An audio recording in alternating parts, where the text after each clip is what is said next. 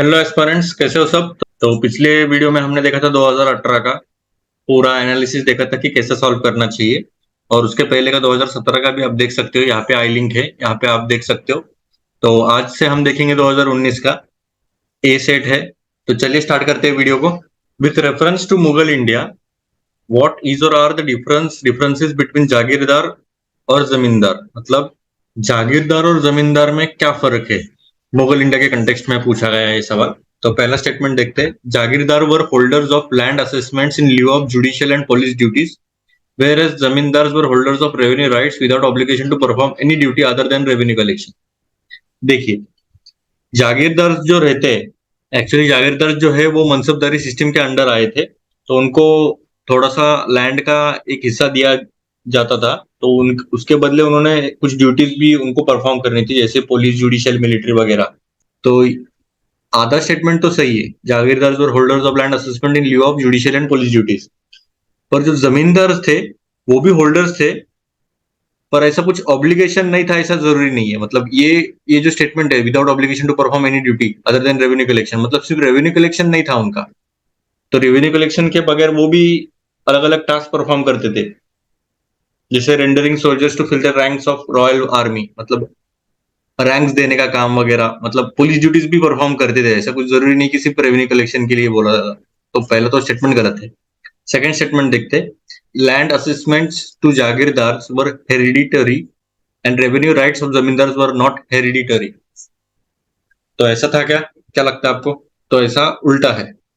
मतलब जमींदार की जो राइट्स थे तो वो हेरिडिटरी थे, ना कि जागीरदार के। जागीरदार को जनरली प्रमोशन भी दिया जाता था, डिमोशन भी करते थे, डिपेंडिंग कि वो एम्परर के टुवर्ड्स कितने लॉयल है, तो उसके हिसाब से उनका ये कर सकते थे। और जमींदार के पास पूरा हेरिडिटरी राइट्स थे रेवेन्यू के ऊपर, मतलब उनका पूरा वंश आगे जा सकता है उसी इसमें। तो सेकंड तो स्टेटमेंट भी गलत है, आंसर हो गया डी। ठीक है, ये पूरा एनसीईआरटी बेस्ड क्वेश्चन है, 7th क्लास की एनसीईआरटी है। इसके अंदर का चैप्टर 4 है। और मनसबदार मनसबदार और जागीरदार का एक्चुअली अगर पेज नंबर पूछा जाए तो पेज नंबर 51 52 पे है उनका पूरा। और क्लास 12th की भी एनसीईआरटी है, पार्ट 2। तो उसमें भी आप पेज 211 और 213 पे आपको दिख जाएगा ये पूरा। मतलब पूरा एनसीईआरटी बेस्ड क्वेश्चन था ये। और नए एनसीईआरटी को थोड़ा सा ज्यादा प्रेफरेंस दे दीजिएगा, क्योंकि उसमें से ज्यादा सवाल आ रहे हैं। ठीक है, सेकंड क्वेश्चन देखते हैं। With reference to land reforms in independent India, which one of the following statement is correct. मतलब लैंड रिफॉर्म्स के रिगार्डिंग इंडिपेंडेंट इंडिया, ये देखिए, ये ध्यान में रखिएगा, इंडिपेंडेंट इंडिया की बात कर रही है। मतलब स्वतंत्र हो गया है इंडिया तब की बात है ये। और लैंड रिफॉर्म्स के कंटेक्स्ट में ये दो आपको हाईलाइट करने चाहिए। कभी कभी क्या हो जाता है, अभी हमने हिस्ट्री का क्वेश्चन पढ़ लिया तो हमारा माइंडसेट हिस्ट्री में ही रहता है कि हाँ अभी कॉलोनियल रूल है, तो उसके अकॉर्डिंग ही रहेगा, और उसके उसी कंटेक्स्ट में हम ये पूरा क्वेश्चन पढ़ते हैं।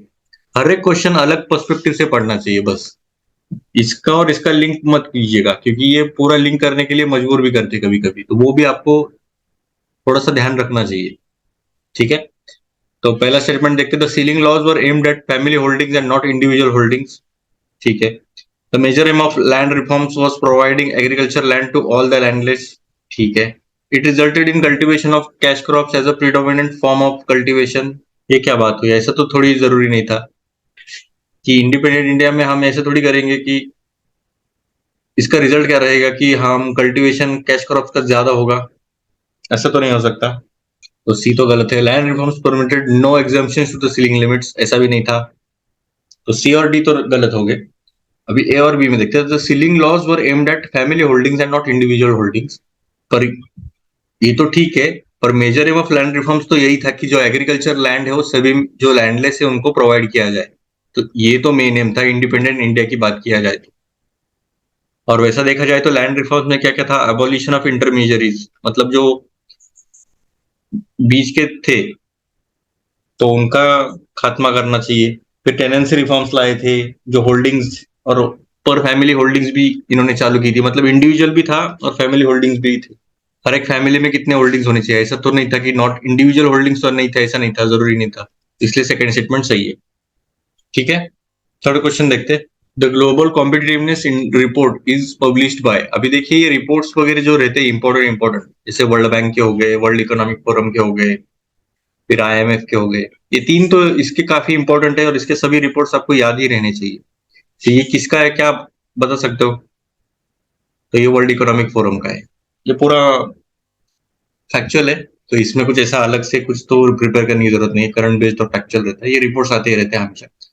तो इसके ये तीनों में आपको कंफ्यूजन हुआ रहेगा, world bank, world economic forum, IMF, तो इनके अच्छे से पक्के करके रखने हैं। ठीक है, फोर्थ क्वेश्चन देखते हैं। Consider the following statements about the charter act of 1813। ठीक है, अभी चार्टर एक्ट के रिगार्डिंग पूछा गया है सवाल। It ended the trade monopoly of the east India company in India except for trade in T and trade with China. ठीक है, ये तो आपने पढ़ा रहेगा, तो ऑलमोस्ट ये सही लग रहा है। It asserted the sovereignty of the British crown over the Indian territories held by the company. ठीक है, ये भी ऑलमोस्ट सही लग रहा है। The revenues of India were now controlled by the British parliament. अभी देखिए थर्ड स्टेटमेंट देखिए, तो थर्ड स्टेटमेंट गलत है क्योंकि जो रेवेन्यू ऑफ इंडिया था वो कंट्रोल ब्रिटिश पार्लियामेंट द्वारा नहीं किया जाता था। थर्ड तो गलत है, थर्ड गलत, आंसर हो गया ए और बी, करेक्ट पूछा है। और स्पेक्ट्रम में मिल जाएगा आपको, 566 पेज है आई गेस, मॉडर्न इंडिया का है स्पेक्ट्रम, 566 पेज नंबर पे आपको मिल जाएगा चार्टर एक्ट का वो पूरा। ठीक है, फिफ्थ क्वेश्चन देखते हैं। With reference to Swadeshi movement, अभी स्वदेशी मूवमेंट के रिगार्डिंग क्वेश्चन है। Consider the following statements. It contributed to the revival of the indigenous artisan crafts and industries. ठीक है, National Council of Education was established as a part of Swadeshi movement. ये भी सही है, दोनों भी सही है, तो इसमें कुछ ऐसा संदेह तो नहीं है, क्योंकि देखिए स्वदेशी का मीनिंग ये होता है कि हमें खुद से प्रोड्यूस करना है पूरा, मतलब इंडियनाइजेशन करना है। तो इंडिजिनस आर्टिजन क्राफ्ट्स और इंडस्ट्रीज तो कंट्रीब्यूट करेंगे ही, मतलब रिवाइव करना ही है हमें, क्योंकि जो ब्रिटिशर्स आए थे तब उनका ही प्रोडक्शन वगैरह हम यूज कर रहे थे पूरा, और जो इंडियन इंडस्ट्रीज थे पूरा, तो वो पूरी तरह से नष्ट हो गए थे, ऑलमोस्ट कगार पे थे उनके। तो हमें स्वदेशी मूवमेंट इसीलिए चलानी पड़ी थी। तो वो वन ऑफ द रीजन था उसमें से। पर ठीक है, उसमें से चार हमारे मेजर पार्ट थे स्वदेशी मूवमेंट के, उसमें से एक था कि नेशनल काउंसिल ऑफ एजुकेशन। तीन कौन से आप मुझे कमेंट सेक्शन में बता दीजिएगा, इसलिए आंसर हो गया सी। सिक्स्थ क्वेश्चन देखते हैं। Consider the following pairs, movement और ऑर्गेनाइजेशन दिया है और लीडर पूछा है। मूवमेंट और organisation, All India anti untouchability league Mahatma Gandhi, All India Kisan Sabha Swami Sahajanand Saraswati, और self respect movement EV Ramaswamy Naicker. तो क्या लगता है आपको, इसमें पूछा गया करेक्टली मैच्ड, तो कौन सा रहेगा इसमें से? अभी आपको लगेगा ऑल इंडिया एंटी अनटचेबिलिटी, तो ये ऑलमोस्ट ये अंबेडकर जी का रह सकता है, फिर वन गलत। सी हो गया आंसर। तो क्या लगता है ये सही होगा क्या? नहीं, तीनों भी सही है। और देखिए जो मूवमेंट और ऑर्गेनाइजेशन है इंपॉर्टेंट वो स्पेक्ट्रम में लास्ट पेजेस में दिए है, तो उसको एक थोड़ा सा चार्ट या टेबल करके आपको याद रखना चाहिए उस पर भी, जो मेजर लीडर्स है। जैसे all India anti untouchability league तो महात्मा गांधी का है, और एक अनटचेबिलिटी का है अंबेडकर जी का, तो वो भी आपको याद रखना चाहिए, क्योंकि दोनों में कंफ्यूजन हो सकता है। अगर किसी ने ऊपर ऊपर पढ़ा रहेगा तो ये दोनों में कंफ्यूजन होके ये चांसेस है कि वो गलत कर सकता है। ठीक है, तो क्या आ गया आंसर इसका? डी। अभी सेवेंथ क्वेश्चन देखते हैं। विच one of the following is not a Harappan site. अभी हरप्पन साइट कौन सा नहीं, चानोदारो, कोटजी, सोगावरा, देसलपुर। ठीक है, तो क्या लगता है ये पूरा फैक्चुअल क्वेश्चन है? आपको अगर कुछ आइडिया रहेगा, चानोदारो आपने थोड़ा बहुत पढ़ा रहेगा, तो ये तो हरप्पन साइट है, तो ये तीनों में रहेगा। अगर आपने अच्छे से पढ़ा रहेगा तो ये कोट डीजी भी है, तो ये दोनों में रहेगा, आपको थोड़ा सा कंफ्यूजन हो गया रहेगा। अभी 8 क्वेश्चन देखिए, थोड़ा स्किप करते हैं हम थोड़ा सा। अभी 8 क्वेश्चन देखते हैं, हम आएंगे 7 पे। उस टाइम पे मैंने स्किप ही किया था, तो मैंने ये in which of the following relief sculpture inscription is Ranyo Ashok, मतलब king Ashok mentioned along with the stone portrait of Ashoka. अभी देखिए इन्होंने बोला है कि इनमें से ये जो स्कल्पचर है किंग अशोका का, तो कौन सी स्टोन पोर्ट्रेट पे किया गया है? तो कंगना हल्ली, सांची, शाहबरगरी और सौगौरा। अभी देखिए इधर सौगौरा है, और जो 7th में क्वेश्चन था उसमें भी सौगौरा है, तो मतलब ये चांसेस ज्यादा है कि ये जो है वो एक अशोकन साइट है, तो मतलब ये हरप्पन साइट तो नहीं हो सकती। ठीक है, ये काफी रेयर पॉसिबिलिटी की जो 7th क्वेश्चन, मतलब हर एक क्वेश्चन के बाद नेक्स्ट क्वेश्चन में सेम ऑप्शन दिया है उन्होंने, बहुत रेयर इसमें ये चांसेस है, पर यही इंडिकेट कर रहा है कि ये ऑप्शन तो रहना ही चाहिए। इसलिए मैंने तब सेवेंथ का वो 100 वगैरह मार्क किया था और इसका मुझे कुछ आइडिया नहीं था, इसलिए मैंने ये स्किप किया था। बस बाकी कोई रीजन नहीं था। और ये ऑलमोस्ट सही भी है, क्योंकि आप सेवेंथ क्वेश्चन देखिएगा आप, तो कभी कभार आपको कुछ कुछ क्वेश्चन का कुछ आइडिया नहीं रहा तो सीधा स्किप करके आगे बढ़ना चाहिए। अगर आपको कुछ सिमिलैरिटी दिखी तो आप उसमें से थोड़ा सा रिस्क उठा सकते हैं। तो इसलिए आंसर इसका सी, 100 वगैरह हो गया। तो अभी 8th क्वेश्चन का क्या आंसर रहेगा आप बता दीजिएगा। तो इसमें भी अगर आपको रिस्क उठाना है तो दोनों भी सेम ही मार्क कीजिएगा, मतलब 100 वगैरह 100 वगैरह, मतलब 50-50 तो आपको सही चांसेस तो आ ही जाएंगे इसमें से। पर मैं कहूंगा कि अगर अगर आपको कुछ इसमें से कुछ आइडिया नहीं है तो आप मत मार्क कीजिएगा। तो क्या लगता है आपको इसका क्या रहेगा? तो इसका आंसर है कंगनाहल्ली। ये कर्नाटका में है। इसे ब्राह्मी स्क्रिप्ट में लिखा गया था और ये पूरा। और अगर इसका सोर्स की बात किया जाए तो ये उपेंद्र सिंह की बुक आती है मोटी सी, तो उसमें है ये। तो आपको पढ़ना चाहिए कि उपेंद्र सिंह तो नहीं, ये ऑप्शनल लोगों के लिए। अगर ऑप्शनल लोग भी इसे मार्क नहीं कर सकते क्योंकि इतना फैक्चुअल वो पढ़ते नहीं है, एनालिटिकल पढ़ते हैं पूरा। तो इसीलिए आपको बस स्किप करना चाहिए ऐसे क्वेश्चंस को तो स्पेशली। पर अगर दोनों में ऑप्शन सेम है तो आप रिस्क उठा सकते हैं, मेरा ऐसा मानना है, बाकी आपकी मर्जी। ठीक है, 9th क्वेश्चन देखते हैं। Consider the following deification of the Buddha treading the path of Bodhisattva, image worship and rituals, which of the above is are the features of Mahayana Buddhism. अभी महायान बुद्धिज्म के रिगार्डिंग ये क्वेश्चन पूछा गया है। अभी देखिए, मैंने आपको पहले भी कहा था कि बुद्धिज्म और जैनिज्म के थोड़ा डिटेल में पढ़ना चाहिए, जो कि एक बुक आती है एल बेशम, तो उसमें से आपको पढ़ना चाहिए वो 2 चैप्टर्स तो स्पेशली। और बाकी भी चैप्टर्स है, मैंने अलग से वीडियो बनाया है, तो यहाँ पर आप देख सकते हो एंशियंट हिस्ट्री के सोर्सेस, आर्ट और कल्चर के भी। तो आपको अभी डेफिकेशन का तो पता नहीं रहेगा, तो आपको सीधा इसमें से क्या करना चाहिए, तो इसका हिंदी वर्जन देखना चाहिए।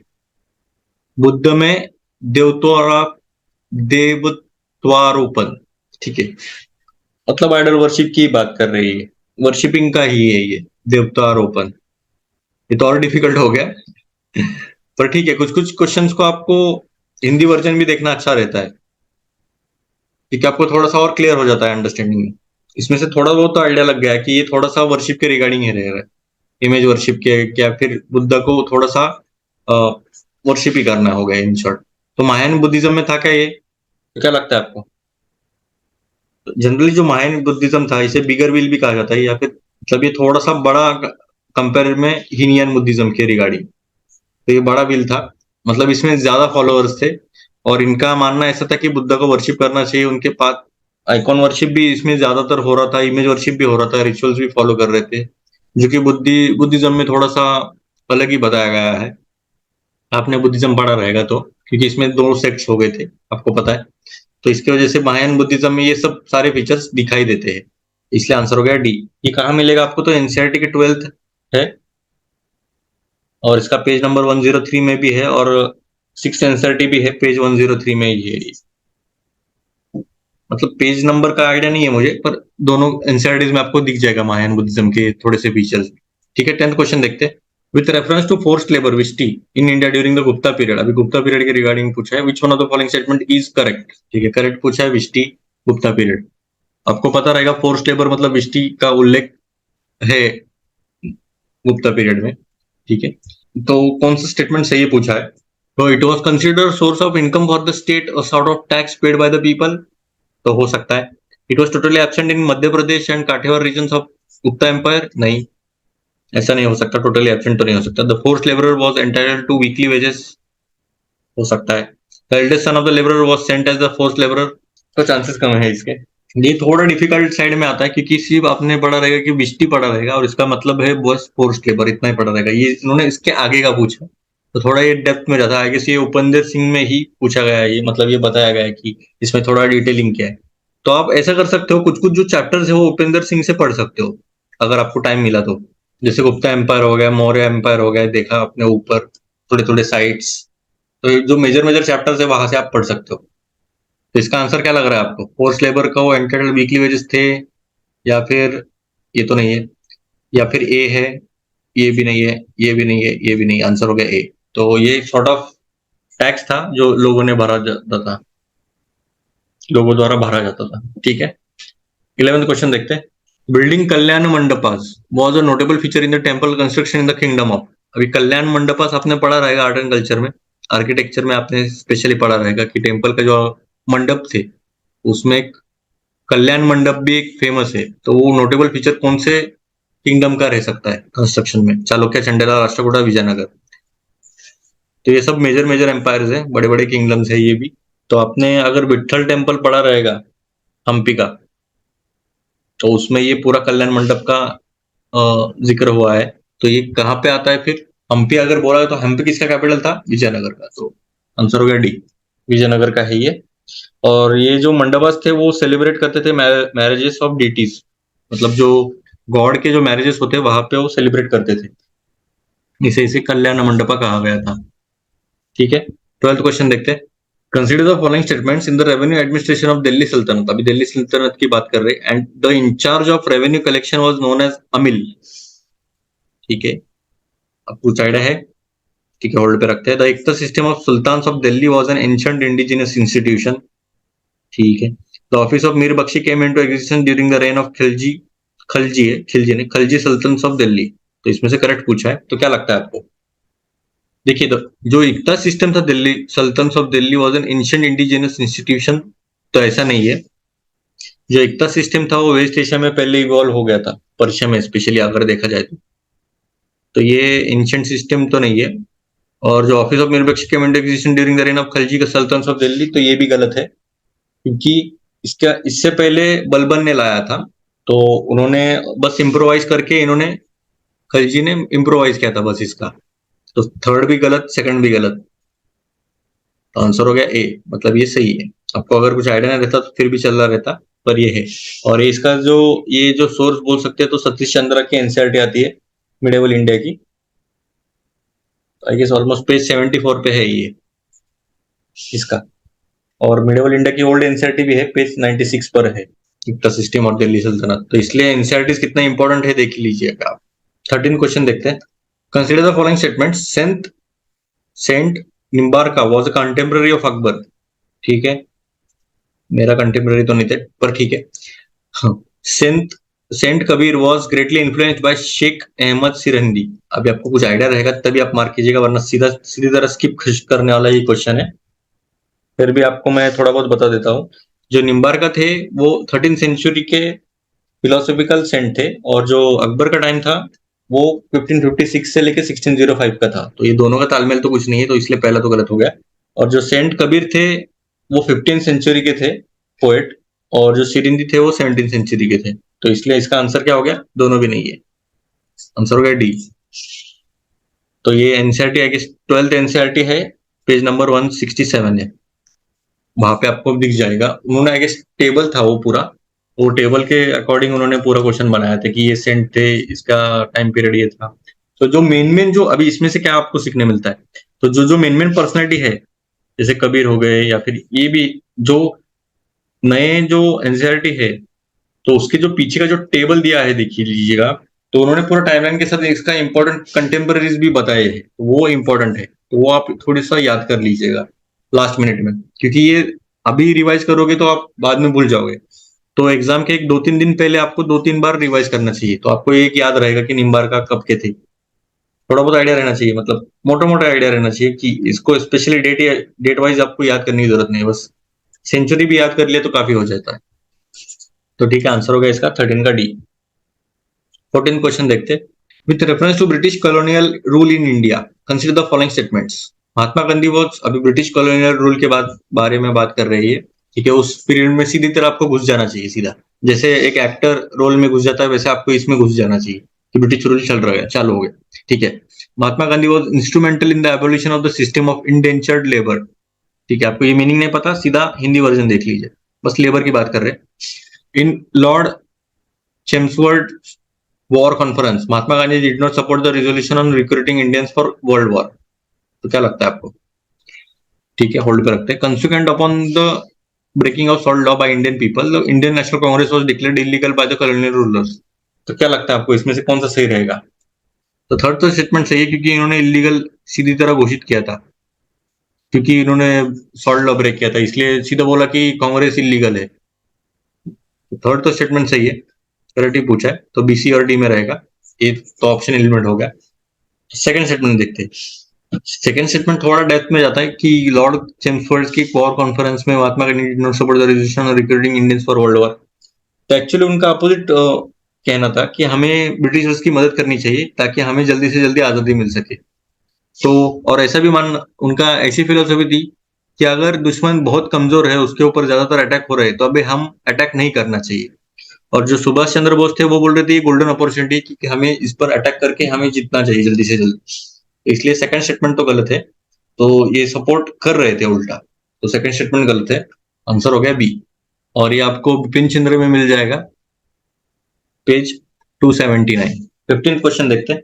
With reference to Indian national movement consider the following pairs. अब इंडियन नेशनल मूवमेंट में आप घुस जाइए। पर्सन पोजीशन हेड, ठीक है, Sir Tej Bahadur Sapru, president All India Liberal Federation. K C Neogy, member of the constituent assembly. P C Joshi, general secretary Communist Party of India. तो क्या लगता है आपको करेक्टली मैच कौन सा रहेगा इसमें से?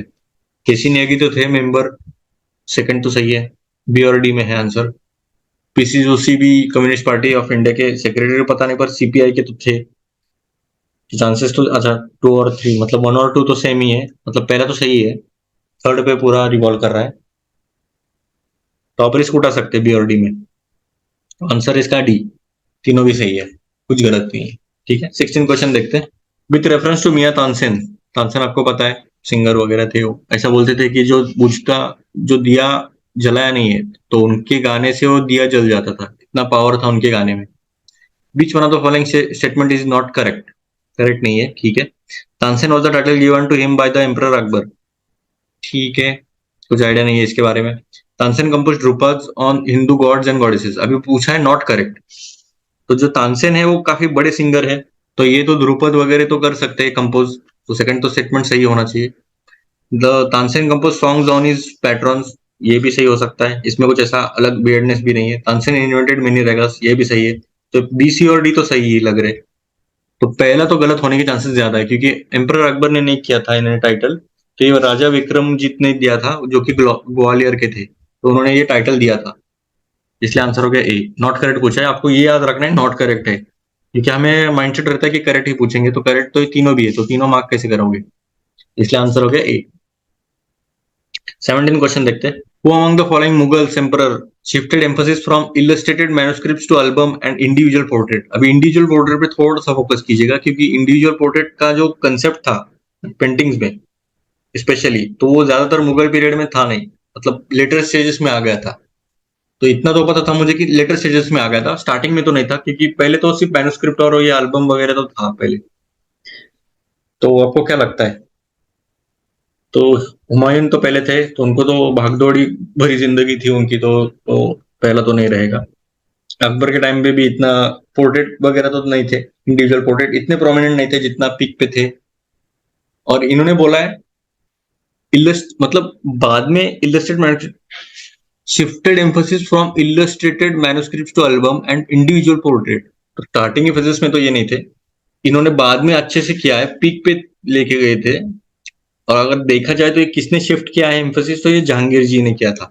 ठीक है, शाहजहां तो बाद में लेटेस्ट स्टेजेस में थे, काफी लेट में आ गए, तो ये तो इतना भी लेट नहीं थे, ना ही ये थे। तो बी और सी में थोड़ा सा कंफ्यूजन रहेगा आपको, पर आंसर हो गया इसका सी। ज्यादातर लोगों ने बी मार्क किया रहेगा, क्योंकि यूपीएससी का फेवरेट है ये पर्सनली, तो इसलिए कर सकते हैं। पर ऐसा नहीं है, जहांगीर जी अपने आई गेस 12th क्लास की एनसीईआरटी में इस पूरी तरह से इसमें दिया है, किंग्स और क्रॉनिकल चैप्टर में, तो आप ये यहाँ पर देख सकते हो। ठीक है, 18 क्वेश्चन देखते हैं। विच one of the following national parks lies complete in the temperate alpine zone? Temperate alpine zone, alpine पता रहेगा आपको, थोड़ा हाई एल्टीट्यूड में पाए जाते हैं। तो हाई एल्टीट्यूड वाले कौन से रह सकते हैं? मानस रह सकता है क्या हाई एल्टीट्यूड में? क्या लगता है आपको? नहीं, मानस कहाँ पे है? असम में। नामदाफा नेशनल पार्क कहाँ पे है? अरुणाचल प्रदेश में। न्योरा वैली नेशनल पार्क कहाँ पे? पता नहीं। वैली फ्लावर्स नेशनल पार्क कहाँ पे? उत्तराखंड में। आपको ये फटक से दिखना चाहिए, ये ऐसा नेशनल पार्क दिख गया कि सीधा आपको स्टेट दिखना चाहिए, उसके आसपास के रिवर्स दिखने चाहिए, हिल्स भी दिखने चाहिए। इस तरह का प्रिपरेशन लगता है ऐसे क्वेश्चंस के लिए, तो स्पेशली तो पहला तो नहीं है, ये बीसी और डी में रहेगा। तो इसका आंसर क्या है? Valley of flowers national park है इसका आंसर। तो बीसीडी और बीसीडी में से आपको चूज करना था, तो डी आंसर है। ठीक है, बाकी के जो नेशनल पार्क है उसके रिगार्डिंग भी आपको इन्फॉर्मेशन निकालनी चाहिए, ये हिंट रहता है ये यूपीएससी का क्वेश्चन पेपर में पूरी तरह से। इसके ऑप्शन भी काफी मायने रखते, उसके रिगार्डिंग आसपास ही क्वेश्चन रिवॉल्व करते। ठीक है, 19th क्वेश्चन देखते हैं। Atal innovation mission is set up under the, अभी कौन से मिनिस्ट्री के अंडर है या डिपार्टमेंट के अंडर है आपको बताना है। अभी आपने तभी काफी चर्चे में था, इसलिए ये क्वेश्चन पूछा गया, डिपार्टमेंट ऑफ साइंस टेक्नोलॉजी रहेगा क्या? अभी इनोवेशन बोला तो हाँ ये रहेगा, ऐसा नहीं रहता है। ये तो नहीं है, लेबर भी नहीं है। नीति आयोग रह सकता है, मिनिस्ट्री ऑफ स्किल डेवलपमेंट और एंटरप्रेन्योरशिप, ये दोनों में से रह सकता है। तो क्या लगता है आपको? तो ये पीआईबी में न्यूज आई थी, तो ये नीति आयोग द्वारा इसके अंडर आता है ये पूरा। और इसका एम क्या रहेगा? तो ऑब्वियस है, इनोवेशन को प्रमोट करना है, एंटरप्रेन्योरशिप को प्रमोट करना है। स्कूल, यूनिवर्सिटी, रिसर्च इंस्टीट्यूशन में, एमएसएमई, इंडस्ट्रियल लेवल पे, सभी लेवल्स पे आपको इनोवेशन को प्रमोट करना है। तो नीति आयोग का ये स्टैंडर्ड था ये। ठीक है, 20th देखते क्वेश्चन, काफी इंटरेस्टिंग है। ऑन 21 जून द सन, अभी सन क्या है, कहां पर रहेगा सन, ये बोला है in short. Does not set below the horizon at Arctic circle. अभी देखिए, ये अर्थ है हमारा, ये सन है। अभी 21 जून को क्या रहेगा, क्या लगता है आपको? तो कहाँ पे रहेगा? ऊपर रहेगा। अभी ये अर्थ है, यहाँ पे ऊपर रहेगा, नीचे रहेगा, बीच में रहेगा, कहाँ पे रहेगा? और ये जून ऑलमोस्ट समर सीजन ही है, तो ऊपर रहेगा। तो ठीक है, does not set below the Arctic circle बोला है, below the horizon at Antarctic circle बोला है, shines vertically overhead at noon on the equator बोला है, shines vertically overhead at the tropic of Capricorn बोला है। तो कहाँ पे लगता है आपको? और ये जो 21 जून है, वो लॉन्गेस्ट डे रहता है नॉर्थ ऑफ द इक्वेटर में।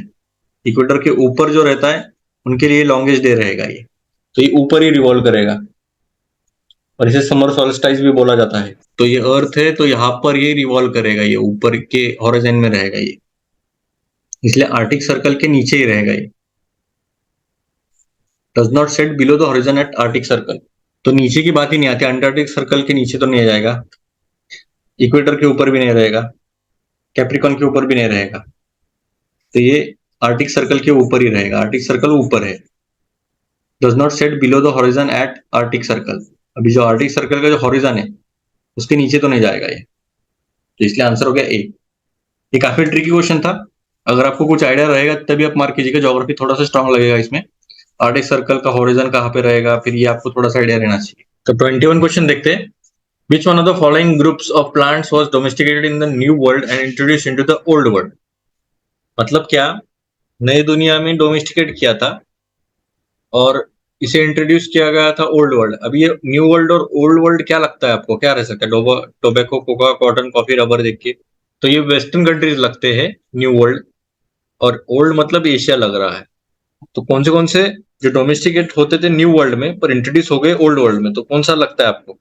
Rubber, coffee, wheat, cotton, coffee, sugar cane, tobacco, cotton, rubber, tobacco, cocoa, rubber. अभी देखिए दोनों सिमिलर लग रहे, तो टोबैको नहीं था हमारे पास, तो टोबैको तो रहना ही चाहिए, तो ए और बी में है। मतलब जो वेस्टर्न कंट्रीज में कौन से क्रॉप्स थे जो इंडिया में लाके या फिर एशिया में लाके इन्होंने इंट्रोड्यूस किया, तो हमारे पास जो नहीं था वही लिखेंगे। अभी कॉटन तो था हमारे पास, तो ये भी नहीं रहेगा, वीट भी हमारे पास तो नहीं है, तो सी और डी तो नहीं है। कॉटन था हमारे पास, तो बी भी नहीं है। तो कोको, रबर और टोबैको नहीं था, तो ये आंसर हो गया ए। देखिए इस तरह से क्वेश्चन को ये सॉल्व करना चाहिए था। ठीक है, 22 देखते। Consider the following statements, Asiatic lion is naturally found in India only. अभी ओनली ओनली वाले सवाल है, देखिए अभी अभी उनको भी पता चल गया कि हम ओनली वाले सवाल गलत करते हैं, अभी तीनों भी गलत करेंगे क्या अभी? ओनली ओनली ओनली, ठीक है, ऐसा कुछ नहीं है। हम इसमें से भी हम एलिमिनेट कर सकते हैं। Double humped camel is naturally found in India only.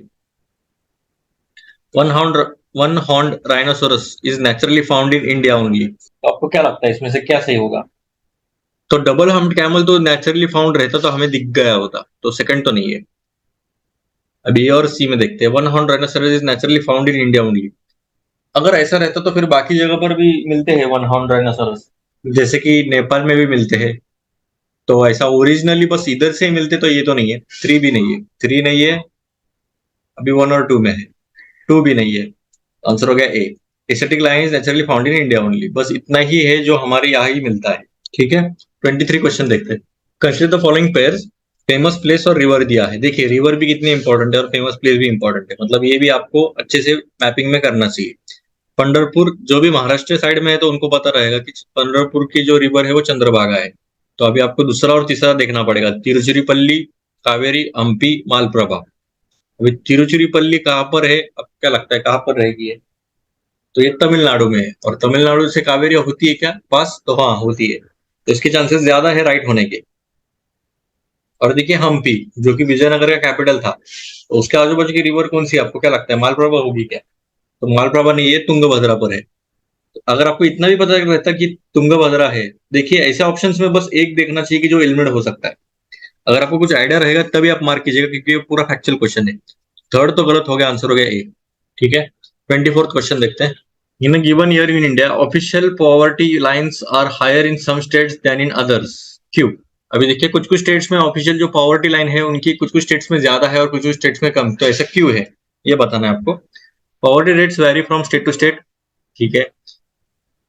Price level vary from state to state, gross state product varies from state to state, quality of public distribution varies from state to state. तो देखिए कुछ कुछ states में हमने देखा रहेगा जो गाड़ियों के प्राइसेस होते हैं, तो दिल्ली में थोड़े सस्ते मिलते हैं, फिर महाराष्ट्र में थोड़े महंगे मिलते हैं। तो ये तो इसका पॉवर्टी से कुछ लेना देना नहीं है, पर इसके जो रेट्स है, मतलब जो प्राइसेस है वो वेरी करते हैं हर एक स्टेट वाइज। तो उसके वजह से जो पॉवर्टी लाइन है वो भी वेरी करेगी ना, इस पर से ऐसा अंदाजा लगा सकते हो। तो क्या रहना चाहिए, पॉवर्टी रेट्स वेरी होते हैं या फिर प्राइस लेवल्स वेरी होते हैं?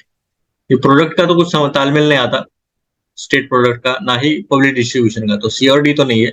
ए और बी में थोड़ा सा कंफ्यूजन रहेगा, क्योंकि इसमें प्राइस लेवल्स वेरी होते हैं हर एक स्टेट टू स्टेट, तो इसीलिए ये पॉवर्टी रेट्स भी वेरी होते हैं, तो इसलिए आंसर हो गया बी।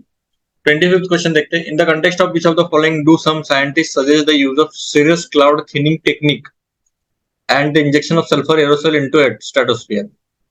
अभी देखिए आपने अगर पिछले क्वेश्चन पेपर्स को एनालाइज किया रहेगा, तो ये जो टेक्निक है ये आर्टिफिशियल रेन्स के लिए करना किया जाता था, ऐसा आपको लगेगा। देखिए पहला ऑप्शन वही दिया है कि आर्टिफिशियल रेन्स, अभी सीरियस क्लाउड थिनिंग टेक्निक और सल्फेट एरोसोल, पर इसका ये ये जो इसके जो कंटेंट्स है वो नहीं है इसमें। ठीक है, आर्टिफिशियल रेन्स के लिए ये नहीं लगता है। क्या क्या लगता है आप मुझे कमेंट में बता दीजिएगा। तो पहला तो नहीं है, इसलिए देखिए पहले ऑप्शन यही देगा कि क्लाउड थिनिंग टेक्निक अभी हम करेंगे, फिर उसमें बारिश होगी तो उसके लिए होगा क्या ये? तो नहीं, तो पहला तो नहीं है। Reducing the frequency and intensity of tropical cyclones, tropical जो साइक्लोन्स रहते हैं तो वो तो पानी में से आते हैं, तो ये क्लाउड्स में करने की क्या जरूरत है? तो इसका और उसका कुछ तालमेल ही नहीं है। ए और बी तो नहीं है। Reducing the adverse effects of solar wind on the earth हो सकता है, रिड्यूसिंग द ग्लोबल वार्मिंग हो सकता है। अभी देखिए थोड़ा वाइडर कंटेक्स्ट में कभी भी क्वेश्चन को थोड़ा सा देखना चाहिए कि वाइडर पर्सपेक्टिव क्या रह सकता है। अभी ये क्वेश्चन पूछा है तो उसका वाइडर पर्सपेक्टिव क्या रहेगा। तो adverse effects of solar wind on the earth सिर्फ सोलर विंड को बचाने के लिए हो सकता है क्या? तो उसका ही एक मात्र मतलब एक पॉइंट ऑफ व्यू बोल सकते हैं कि ग्लोबल वार्मिंग को ही इशारा दे रहा है कि सोलर विंड को अगर हम बचा रहे हैं एडवर्स इफेक्ट, तो ग्लोबल वार्मिंग का भी ये बड़ा इम्पैक्ट है। ग्लोबल वार्मिंग थोड़ा वाइड फिनोमिना है इसके कंपैरिजन में, तो चांसेस ज्यादा इसके मुझे लग रहे, बाकी तो रिलेट भी नहीं कर रहे इसके आसपास, तो इसलिए इसका आंसर क्या हो गया, डी। 26 क्वेश्चन देखते हैं। In the context of which one of the following are the terms pyrolysis and plasma gasification mentioned. अभी पायरोलिसिस मतलब क्या? कुछ तो प्रोसेस करने में विदाउट ऑक्सीजन, ऐसा कुछ तो था, विदाउट ऑक्सीजन का यूज करते हम प्रोसेस कर सकते हैं इसे। तो extraction of rare earth materials के लिए यूज होता है क्या ये? तो नहीं। नेचुरल गैस एक्सट्रैक्शन तो नहीं। हाइड्रोजन फ्यूल बेस्ड ऑटोमोबाइल्स, ये भी नहीं। वेस्ट एनर्जी, क्योंकि देखिए पायरोलिसिस जो है वो वेस्ट टू एनर्जी कन्वर्ट करने में पायरोलिसिस का यूज किया जाता है, मतलब विदाउट ऑक्सीजन इसे जलाया जाता है, मतलब इसे एनर्जी क्रिएट कर सके। इससे आंसर हो गया 26 का डी। 27 क्वेश्चन देखते हैं। Which of the following are in Agasthyamala biosphere reserve. अभी आपको ये पता रहेगा तभी आप मार्क कीजिएगा, अगर कुछ आइडिया नहीं है तब आप आराम से स्किप कर सकते हो ये, क्योंकि ये थोड़ा डिफिकल्ट साइड में आ रहा है। अभी देखिए इसमें कौन से आते हैं ये बायोस्फीयर रिजर्व में। तो Neyyar, Peppara, Shendurney wildlife sanctuary, Kalakkad, Mundanthurai tiger reserve, फिर Mudumalai, Sathyamangalam, Wayanad, Silent Valley National Park. अभी आपको यही पता नहीं कि अगस्थ्यमलाई कहाँ पर है, तो वो उधर से ही प्रॉब्लम हो जाएगा। अभी अगस्थ्यमलाई आता है ये वेस्टर्न घाट्स में, मतलब साउथ में आता है ये। तो साउथ के जो भी रहेगा, अभी अगर कोई नॉर्थ का दिया रहेगा तो गया, तो फिर ये भी चालाक है, इन्होंने सभी साउथ के ऑलमोस्ट दिए हैं, ये काफी डिफिकल्ट हो जाता है क्वेश्चन पे। तो इसका आंसर क्या है, ए। नेहार, पेपरा, सिंदूर ने वाइल्ड लाइफ सेंचुरीज है, और कलाकड़, मुंडनथुराई टाइगर रिजर्व है यहाँ। तो ये भी लिमिट कर सकते हैं, साइलेंट वैली नेशनल पार्क कहाँ पर आया, आई गेस केरला में आता है या फिर नॉर्थ में आता है, मेरे को आइडिया नहीं, दोनों में कंफ्यूजन रहता है मेरा थोड़ा सा। पर ये साउथ में आता है तो फिर ये केरला में आएगा, तो केरला और अगस्त्यमाला नजदीक नहीं है, इतना तो पता है मुझे। तो बी तो जाएगा। साइलेंट वैली अगर किधर रहेगा तो भी उसे हम कर सकते हैं। मुखुर्ती आई गेस ये भी अलग इसमें आता है, तो ये भी नहीं रहेगा। तो अगर कुछ आइडिया रहेगी आपको कि ये इसके आसपास रह सकता है, अगर यही पता नहीं तो फिर मुश्किल हो जाएगी। अगर ये पता है तो उसके आसपास आप कर सकते हो। और ये भी देखिए थोड़ा सा दूर ही है, नागार्जुन सागर है आंध्र प्रदेश में, तो ये तो काफी दूर हो गया, तो ये भी नहीं आता। मतलब ये तीन इधर ही हो गए। अगर ये तीनों आइडिया रहता थोड़ा बहुत कि अगस्त वाले कहाँ पर है, तो वो भी हो जाएगा। ठीक है, 28 क्वेश्चन देखते हैं। Consider the following statements. अभी देखिए सबसे लॉजिकल क्वेश्चन है और सबसे सिंपलेस्ट बोल सकता हूँ मैं। Some species of turtles are herbivorous, ठीक है। Some species of fish are herbivorous, ठीक है। Some species of marine mammals are herbivorous, ठीक है। Some species of snakes are viviparous, ठीक है। विविपेरस मतलब क्या? मतलब ये सीधा बच्चे को जन्म देते हैं। ओविपेरस मतलब अंडे देते हैं ये, और ये विविपेरस मतलब हम जैसा यंग वंस देते हैं उसकी उसी तरह। 1 2 3 4 सभी लॉजिकल है। सम सम बोला है, मतलब कुछ ना कुछ तो रहेगा ही ना, इतने सारे स्पीसीज है। तो ठीक है, 29 क्वेश्चन देखते हैं। वाइल्ड लाइफ और नेचुरली फाउंड बोला गया blue fin mahseer Kaveri river. अभी देखिए महासीर पे भी क्वेश्चन आया था 2000 आई गेस 21 या 22 में आया था महासीर पर कि ये फिश है क्या नहीं, which is not a fish बोला गया था। तो इसमें से ये इधर से उठाया देखिए क्वेश्चन। तो देखिए मतलब पिछले क्वेश्चन पेपर्स कितने इंपॉर्टेंट है और उसके ऑप्शंस भी इतने इंपॉर्टेंट रहते हैं। ठीक है, Irrawaddy dolphin, Chambal river, rusty spotted cat, eastern Ghats. तो आपको क्या लगता है करेक्टली मैच बोला है? तो देखिए इरावती डॉल्फिन है जो वो कि चंबल रिवर में नहीं आती। सेकंड तो गलत हो गया, सीधा आंसर आ गया देखिए। चंबल रिवर में नहीं आती क्योंकि जो इरावती डॉल्फिन है वो शैलो शोर ट्रॉपिकल सब ट्रॉपिकल मरीन वाटर्स में पाया जाता है। तो चंबल रिवर तो उधर नहीं है। और रस्टी स्पॉटेड कैट तो ईस्टर्न घाट्स में है। ब्लूफिन महासीर भी कावेरी रिवर में पाई जाती है। ठीक है, 30th क्वेश्चन देखते हैं। Why is there a great concern about the microbeads that are released into environment? अभी ये पता रहेगा तभी आप मार्क कीजिएगा, वरना आप स्किप कर सकते हैं। They are considered harmful to marine ecosystem, ठीक है। They are considered to cause skin cancer in general. They are small enough to be absorbed by crop plants in irrigated fields. They are often found to be used as a food alternatives. Microbeads इस सभी में भी हो सकता है, तो इसलिए आपको अगर कुछ आइडिया रहेगा तो करना, वरना आप स्किप कर सकते हैं। तो इसका आंसर है मरीन इकोसिस्टम। माइक्रोबीड्स छोटे छोटे से बॉल टाइप होते हैं ऑयल की वजह से, और वो डिग्रेड भी नहीं होते, ना ही डिजोल्व होते वाटर में, तो इसलिए ये काफी हार्मफुल होते हैं मरीन इकोसिस्टम के लिए। ठीक है, 31 में देखेंगे हम। Recently there was a growing awareness in our country about the importance of Himalayan nettle girardinia diversifolia, ठीक है। Because it is found to be a sustainable source of. अभी ये क्या है, नाम से ही पता नहीं चल रहा। अभी हिमालयन है मतलब कुछ ना कुछ तो रहेगा। It is found sustainable source of. अभी किसका सोर्स रह सकता है इसमें से? Anti malaria drug. अभी हिमालय में मच्छर कहाँ से आ गए? चांसेस कम ही है, ऐसा भी लॉजिक लगा सकते हो आप कि हिमालय में तो मच्छर नहीं रहेंगे, तो ये तो नहीं रहना चाहिए। अभी देखिए कुछ भी लॉजिक लगाना पड़ता है क्योंकि कभी कभी कुछ तालमेल ही नहीं है। देखिए ये क्वेश्चन का और हमारे सिलेबस का कुछ तालमेल नहीं है, फिर भी ये थोड़ा डिफिकल्ट, बहुत डिफिकल्ट साइड में जाता है। बायोडीजल हो सकता है, पल्प और पेपर इंडस्ट्री और टेक्सटाइल। पेपर और टेक्सटाइल थोड़ा सा मैचिंग लग रहा है मेरे को, सी और डी में लगेगा, पर ये काफी डिफिकल्ट जा रहा, पर ये डिफिकल्ट साइड में जा रहा है क्योंकि बायोडीजल भी हो सकता है, इसलिए ये स्किप करना ही बेटर रहेगा ये क्वेश्चन। आंसर है इसका टेक्सटाइल फाइबर। अभी ये क्वेश्चन कहाँ से पढ़े? ये काफी डिफिकल्ट है, ऐसे क्वेश्चन स्किप करने चाहिए। अभी देखिए हर क्वेश्चन तो आप अटेम्प्ट नहीं कर सकते, आपकी एक्यूरेसी सबसे ज्यादा मायने रखती है, क्योंकि आपको देखिए 50% अभी स्कोर करना है। अभी 50% के भी नीचे जा रहा है स्कोर, मतलब 50 क्वेश्चन ही सही करने हैं नेट। मतलब काट छट के अभी 70 क्वेश्चन आपने राइट किए, 20 क्वेश्चन गलत किए, मतलब अराउंड 6 माइनस ऑलमोस्ट, मतलब 60 भी क्वेश्चन राइट आ गए आपने, तो आपके 120 स्कोर हो रहा है यहाँ पे। 120 भी काफी ज्यादा है, 110 भी आ गया तभी, 55 भी आ गया तभी सही होगा। तो उसका आपका टारगेट रहना चाहिए, मतलब ऑलमोस्ट 60 का टारगेट रख लीजिए आप नेट करेक्ट, तब आपके 50 करेक्ट तो मिनिमम तो आने चाहिए, नहीं तो आप फिर अगले साल आप अटेम्प्ट कर सकते हैं।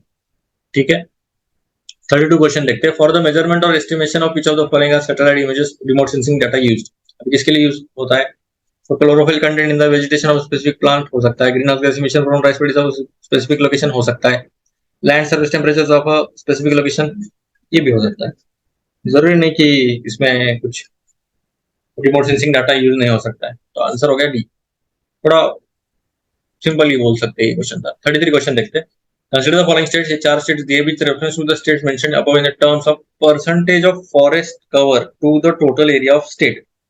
अभी देखिए percentage of forest cover upon total area कितना है स्टेट का, which one of the following is the correct ascending order. तब असेंडिंग मतलब नीचे से ऊपर, मतलब कम से ज्यादा। सबसे कम किसका रहेगा और सबसे ज्यादा किसका रहेगा? तो क्या लगता है आपको? ओडिशा, मध्य प्रदेश, महाराष्ट्र, छत्तीसगढ़। काफी क्लोज ऑप्शन दिए इन्होंने भी। तो सबसे कम मतलब कम कैसा रहेगा, जिसका सबसे ज्यादा एरिया और कम फॉरेस्ट एरिया, सबसे ज्यादा एरिया किसका रहेगा, बड़ा स्टेट कौन सा है इसमें से, महाराष्ट्र और मध्य प्रदेश है, दोनों में से तो कोई तो एक रहेगा। अभी 2-3 देखिए इधर भी दिया है, मेरे हिसाब से महाराष्ट्र में सबसे ज्यादा, क्योंकि मध्य प्रदेश में अच्छा अच्छा खासा कवर दिया है, तो मैं कहूंगा महाराष्ट्र के बाद मध्य प्रदेश आना चाहिए, 3 के बाद 2 आना चाहिए, 3214 या फिर 3241, अब ये दोनों में ऑप्शन रहेगा। देखिए टोटल एरिया ऑफ स्टेट बोला है, उसके ऊपर परसेंटेज ऑफ फॉरेस्ट कवर कितना है, तो सबसे कम वाले तो हो गए, अभी ज्यादा किस में रहेगा, छत्तीसगढ़ या ओडिशा में सबसे ज्यादा फॉरेस्ट कवर रहेगा, क्या लगता है आपको?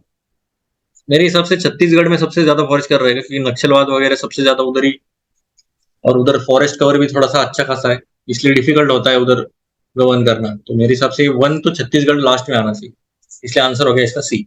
देखिए ऐसा लॉजिक लगा सकते हो, आपको कुछ आइडिया भी नहीं रहेगा तो आपको एक थोड़ा सा लॉजिकल सोच सकते हो कि अभी ये महाराष्ट्र है तो उसमें फॉरेस्ट कवर कहाँ पे, वेस्टर्न घाट्स में है, थोड़ा बहुत इधर है, थोड़ा थोड़ा थोड़ा है, पर एरिया के कंपैरिजन में कवर का काफी कम रहेगा ना। ठीक है, 34 क्वेश्चन देखते हैं। Which of the following statements are correct about the deposits of methane hydrate? ठीक है, global warming might trigger the release of methane gas from this deposits, हो सकता है। Large deposits of methane hydrate are found in Arctic tundra and under the sea floor, हो सकता है। Methane in atmosphere oxidises to carbon dioxide after decade or 2, ये भी सही है, डिकेड लगता है ऑलमोस्ट डिकम्पोज होने बोल सकते हो, तो आंसर क्या हो गया, डी। ठीक है, मीथेन हाइड्रेट से रिगार्डिंग आपको थोड़ा सा अच्छा सा पढ़ना चाहिए, और इसके क्या क्या मतलब यूजेस रह सकते और इसके इफेक्ट्स। देखिए यूजेस और इफेक्ट्स पे ही क्वेश्चन आते हैं जनरली, ऐसे अगर स्टेटमेंट्स आ गए तो। ठीक है, कंसीडर द फॉलोइंग, 35 क्वेश्चन देखते हैं। Consider the following, carbon monoxide, methane, ozone, sulphur dioxide, ठीक है ये सब क्या है, which of the are released into atmosphere due to burning of crop और बायोमास रेसिड्यू। अभी देखिए बायोमास रेसिड्यू या फिर क्रॉप बोल सकते हो, क्रॉप रेसिड्यू। अभी देखिए आई गेस पंजाब या हरियाणा में काफी ज्यादा स्टबल बर्निंग होता है, तो उसके रिगार्डिंग ये क्वेश्चन पूछा जा सकता है, क्योंकि स्टबल बर्निंग की वजह से कौन से अभी ये गैसेस या फिर ये जो दिए है तो ये रिलीज होते हैं या नहीं, ये पूछा गया है। अभी आपको लगेगा ओजोन कैसे रिलीज होगा, है ना, ओजोन तो सिर्फ स्ट्रेटोस्फीयर में पाया जाता है, पर नहीं, ग्राउंड पे भी ओजोन लेयर, ओजोन का गैस पाया जाता है, और जो ग्राउंड वाला ओजोन रहता है सबसे डेंजरस रहता है, तो ओजोन तो पाया जाता है, आपको लगेगा ओजोन नहीं है तो 3 गलत, तो ये दोनों गलत में से आपको चूज करना पड़ेगा, तो ये तो गलत हो गया पूरा, तो ओजोन तो रहेगा ही। मीथेन रहता है, कार्बन मोनोऑक्साइड भी रहता है, सल्फर डाइऑक्साइड रहता है, 1 2 4 तो है ही, तो यही हो गया आंसर, सीधा आंसर हो गया डी। और जो इसे बोलते हैं ट्रोपोस्फोरिक ओजोन, इसका फॉर्मेशन कैसे होता है, तो नाइट्रोजन ऑक्साइड से होता है, कार्बन मोनोऑक्साइड से होता है, और वोलेटाइल ऑर्गेनिक कंपाउंड से होता है, वीओसी बोलते हैं, जैसे जाइलिन वगैरह हो गया, जो रिएक्ट करते हैं एटमॉस्फेयर में in the presence of sunlight. 36 question देखते हैं। कंसीडर द फॉलोइंग, पर सी दिया है बॉर्डरिंग कंट्री, अभी ये काफी इंपॉर्टेंट एस्पेक्ट है बॉर्डरिंग कंट्री वाला, कुछ कुछ सी देंगे, उसके आजू बाजू की कंट्रीज बोलेंगे ये है या नहीं। अभी देखिए एड्रियाटिक सी अल्बानिया, ब्लैक सी क्रोएशिया, कैस्पियन सी कजाकिस्तान, मिडिल सी मोरक्को, रेड सी सीरिया, तो इसमें से करेक्टली मैच पूछा है, क्या लगता है आपको क्या रहेगा? तो एड्रियाटिक सी अल्बानिया तो है, ब्लैक सी तो नहीं लग रहा, क्रोएशिया, क्रोएशिया थोड़ा दूर पड़ता है, दो तो नहीं है, आंसर हो गया बी, 1 3 4। मेडिटेरियन सी मोरक्को है, कैस्पियन सी कजाकिस्तान है, इसका ताकिर है आई गेस, शॉर्ट फॉर्म किया है कजाकिस्तान, क्या था भूल गया मैं, ताकिर था इसका। रशिया, ईरान, क्या इराक है कुछ तो, ये आई गेस अफगानिस्तान के आसपास ही है कुछ तो, मतलब ताकिर मैंने शॉर्ट फॉर्म किया था कैस्पियन सी का I guess। तो आप ये देख लीजिएगा कौन से ब्लैक सी का भी है कुछ ना कुछ, तो मैं भूल रहा हूँ अभी फिलहाल के लिए, पर ठीक है, इसका शॉर्ट फॉर्म कर लीजिएगा मेजर मेजर सीज का, मतलब आपको आइडिया लग जाएगा, इन फ्यूचर कुछ भी पूछा जाए तो आपको ये आना चाहिए। 37 देखते हैं, among the following which one of the is the largest exporter of rice in the world in last 5 years? 5 सालों में लार्जेस्ट एक्सपोर्टर ऑफ राइस कौन है वर्ल्ड में? चाइना, इंडिया, म्यांमार, वियतनाम, क्या लगता है आपको, चाइना या इंडिया में रहेगा मेरे हिसाब से, दो तो छोटे कंट्री, तो सबसे ज्यादा एक्सपोर्टर राइस का क्या रह सकता है, चाइना या इंडिया? चाइना में भी चावल ज्यादा खाते हैं, इंडिया में भी बहुत ज्यादा खाते हैं, तो इंडिया है इसका आंसर। ठीक है, 38 क्वेश्चन देखते हैं। अभी ग्लेशियर काफी चर्चे में थे, तो इसकी वजह से इन्होंने ग्लेशियर और रिवर पूछा है डायरेक्ट। देखिए ग्लेशियर और माउंटेन रेंजेस भी पूछ सकते हैं, ग्लेशियर और स्टेट्स भी पूछ सकते हैं, ग्लेशियर और उसके आसपास के जो भी सराउंडिंग मेजर मेजर जो फिनोमेना है, जैसे रिवर हो गए या फिर माउंटेन रेंजेस हो गए, तो वो पूछ सकते हैं, तो ये इसकी थोड़ी सी तैयारी रख लीजिए आप। बंदरपूछ, यमुना, बाराशिगरी, चेनाब, मिलाम, मंदाकिनी, सियाचिन, नुब्रा। इतना तो पता चाहिए कि सियाचिन नुब्रा में है या नहीं। क्या लगता है आपको, सियाचिन नुब्रा में है? हाँ है, नुब्रा रिवर के आसपास ही है। जेमो मानस, जेमो मानस में आता है क्या, क्या लगता है आपको? जेमू ग्लेशियर आएगा सिक्किम में, तो मानस तो रिवर अपनी इधर आती है, असम में आती है। तो ये दोनों का तालमेल तो नहीं है, 5 तो नहीं है, 1 2 4 और 1 3 4 में है। अब ये दोनों में थोड़ा डिफिकल्ट हो जाएगा। और जो मिलाम ग्लेशियर है वो उत्तराखंड में आता है, तो वो बोरी गंगा रिवर का है, मंदाकिनी रिवर नहीं आती उसमें, तो 3 नहीं है। तो आंसर हो गया ए, 1 2 4, 12 6 सुंदरपुंज यमुना, ये तो पता रहेगा। सुंदरपुंज यमुना। 39 क्वेश्चन देखते हैं। In India, the use of carbofuran, methyl parathion, borate, triazopes is viewed with apprehension. Those chemicals are used as. किसमें यूज किया है ये, कुछ आइडिया लग रहा है? नहीं, स्किप कर दीजिएगा। पेस्टिसाइड, प्रिजर्वेटिव, फ्रूट नाइपिंग, मॉइस्चराइजिंग, किसमें लग रहा है? मेरे हिसाब से पेस्टिसाइड रहना चाहिए। कार्बोफ्यूरन है कि पेस्टिसाइड में मैंने पढ़ा था कहीं तो ये होना ही चाहिए। प्रिजर्वेटिव नहीं लग रहा मेरे को, फ्रूट राइपनिंग भी नहीं, तो आंसर हो गया पेस्टिसाइड्स। आपको कुछ आइडिया रहेगा, आप अगर फार्मिंग करते रहोगे तो आपको ये थोड़े से नाम याद रहेंगे, थोड़ा थोड़ा तो आपको क्लिक हो जाएगा। ठीक है, थोड़ा एग्रीकल्चर साइड भी देख लीजिएगा, क्योंकि एग्रीकल्चर का भी थोड़ा सा कंटेक्स्ट बढ़ रहा है। ठीक है, 40th क्वेश्चन देखते हैं। Consider the following statements. Under the Ramsar Convention, it is mandatory on the part of the government of India to protect and conserve all the wetlands in the territory of India. क्या लगता है आपको, सही रहेगा? Hold पे रखते हैं। Wetlands Conservation and Management Rules 2010 were framed by the Government of India based on the recommendation of Ramsar Convention. हो सकता है। The Wetland Conservation and Management Rules 2010 also encompass the drainage area or catchment area regions of the wetlands is determined by the authority. ये होना चाहिए, ये भी encompass कर सकता है, ये 3 तो रहना चाहिए। तो 2 3 3 और 1 2 3, ठीक है, 3 ऑप्शन में आता है, करेक्ट पूछा है। Under the Ramsar Convention, it is mandatory on the part of the government of India to protect and to conserve all the wetlands in the territory of India. तो देखिए, रामसर जो sites है उन्हें conserve करने के लिए कहा है, वेटलैंड्स नहीं आते, सभी वेटलैंड्स नहीं आते, समझ रहे हो आप, समझ रहे हो? सभी वेटलैंड्स और रामसर कन्वेंशन, सभी वेटलैंड्स जो रामसर साइट्स के अंडर तो नहीं आते, रामसर कन्वेंशन के अंडर तो नहीं आते, इसलिए पहला तो नहीं है, पहला गया, 2 और 3 रह गया। अब ये थोड़ा डिफिकल्ट है, 2 और 3 में थोड़ा डिफिकल्टी जा रहा है। Were framed by the government of India based on the recommendation of Ramsar convention, ये हो सकता है, पर ये यूपीएससी ने इसे गलत साबित किया है, तो इसलिए इसका आंसर हो गया सिर्फ सी, 3 ओनली। इसमें दोनों में काफी डिफिकल्टी जा रही थी, इवन जो आंसर की बनाने वाले थे तो उनको भी डिफिकल्टी जा रही थी कि 2 और 3 रहना चाहिए नहीं, तो इतना डिफिकल्ट क्वेश्चन पेपर रहता है। देखिए, जो आंसर क्या, अगर आपको गूगल भी दे दिया जाए कि आपके पास गूगल है और आपको सर्च करके आपको बताना है, तभी भी आपको डिफिकल्टी जाएगी, तो इतना डिफिकल्ट रहता है ये क्वेश्चन। ठीक है, तो इसका आंसर है सी। 41 क्वेश्चन देखते हैं। Consider the following statements. Agriculture soils release nitrogen oxides into environment, ठीक है। Cattle release ammonia into environment, ठीक है। Poultry industry releases reactive nitrogen compounds into environment, ठीक है। Which of the following are correct, क्या लगता है? सभी रहेंगे करेक्ट, है ना? आंसर है सी, डी। इसमें कुछ ऐसा अलग तो नहीं बताया कि इसमें से क्या हो रहा है, इसमें से क्या होगा, स्ट्रेट फॉरवर्ड क्वेश्चन है।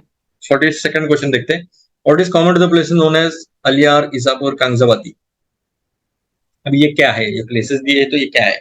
Uranium deposit, tropical rain forest, underground cave system से water reservoir. Idea? No idea, skip. इसका आंसर है वाटर रिजर्वायर। 43 क्वेश्चन देखते हैं।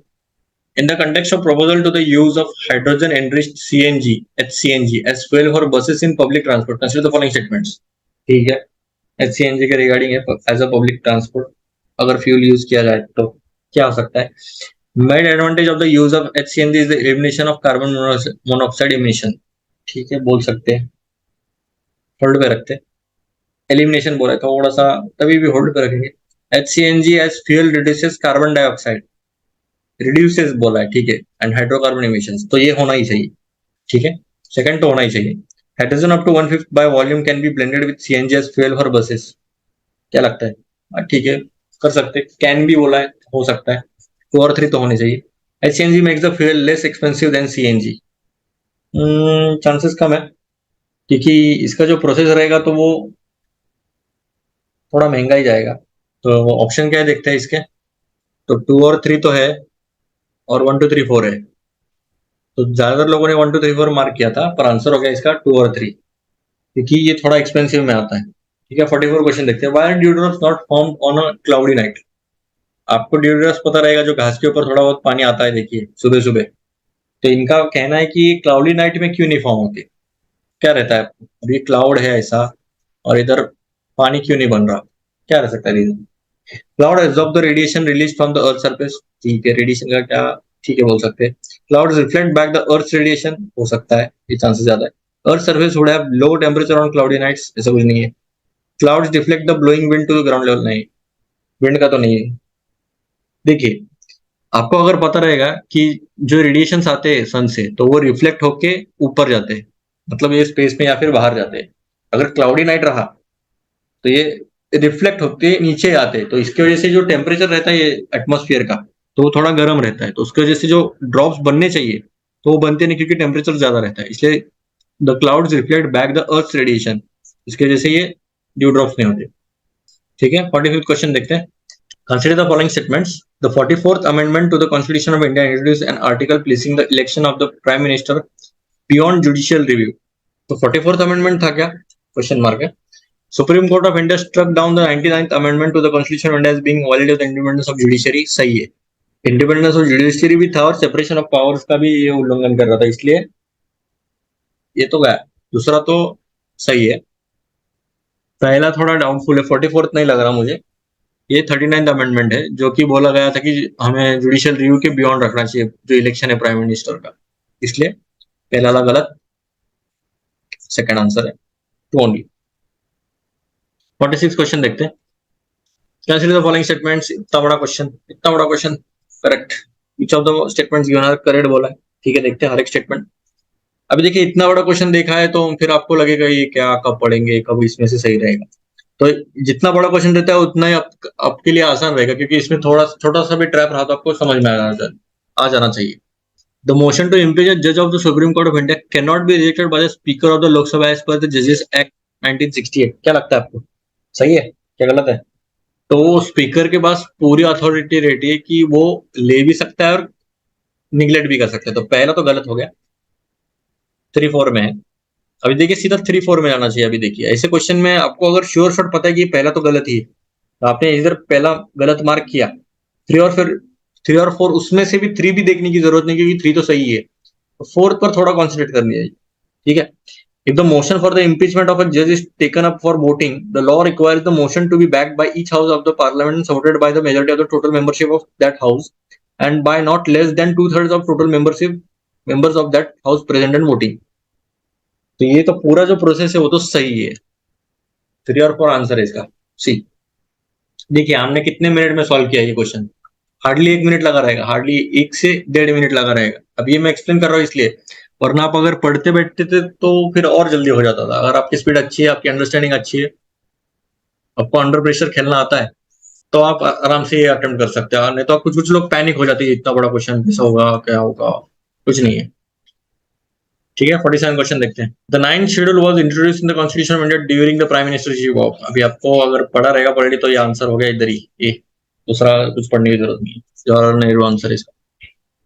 ठीक है, 48 क्वेश्चन देखते हैं। Consider the following statements. Coal sector was nationalised by the government of India under Indira Gandhi. ठीक है, पता नहीं, दे सकता है। Now coal blocks are allocated on lottery basis, ये तो गलत है, दूसरा तो गलत हो गया।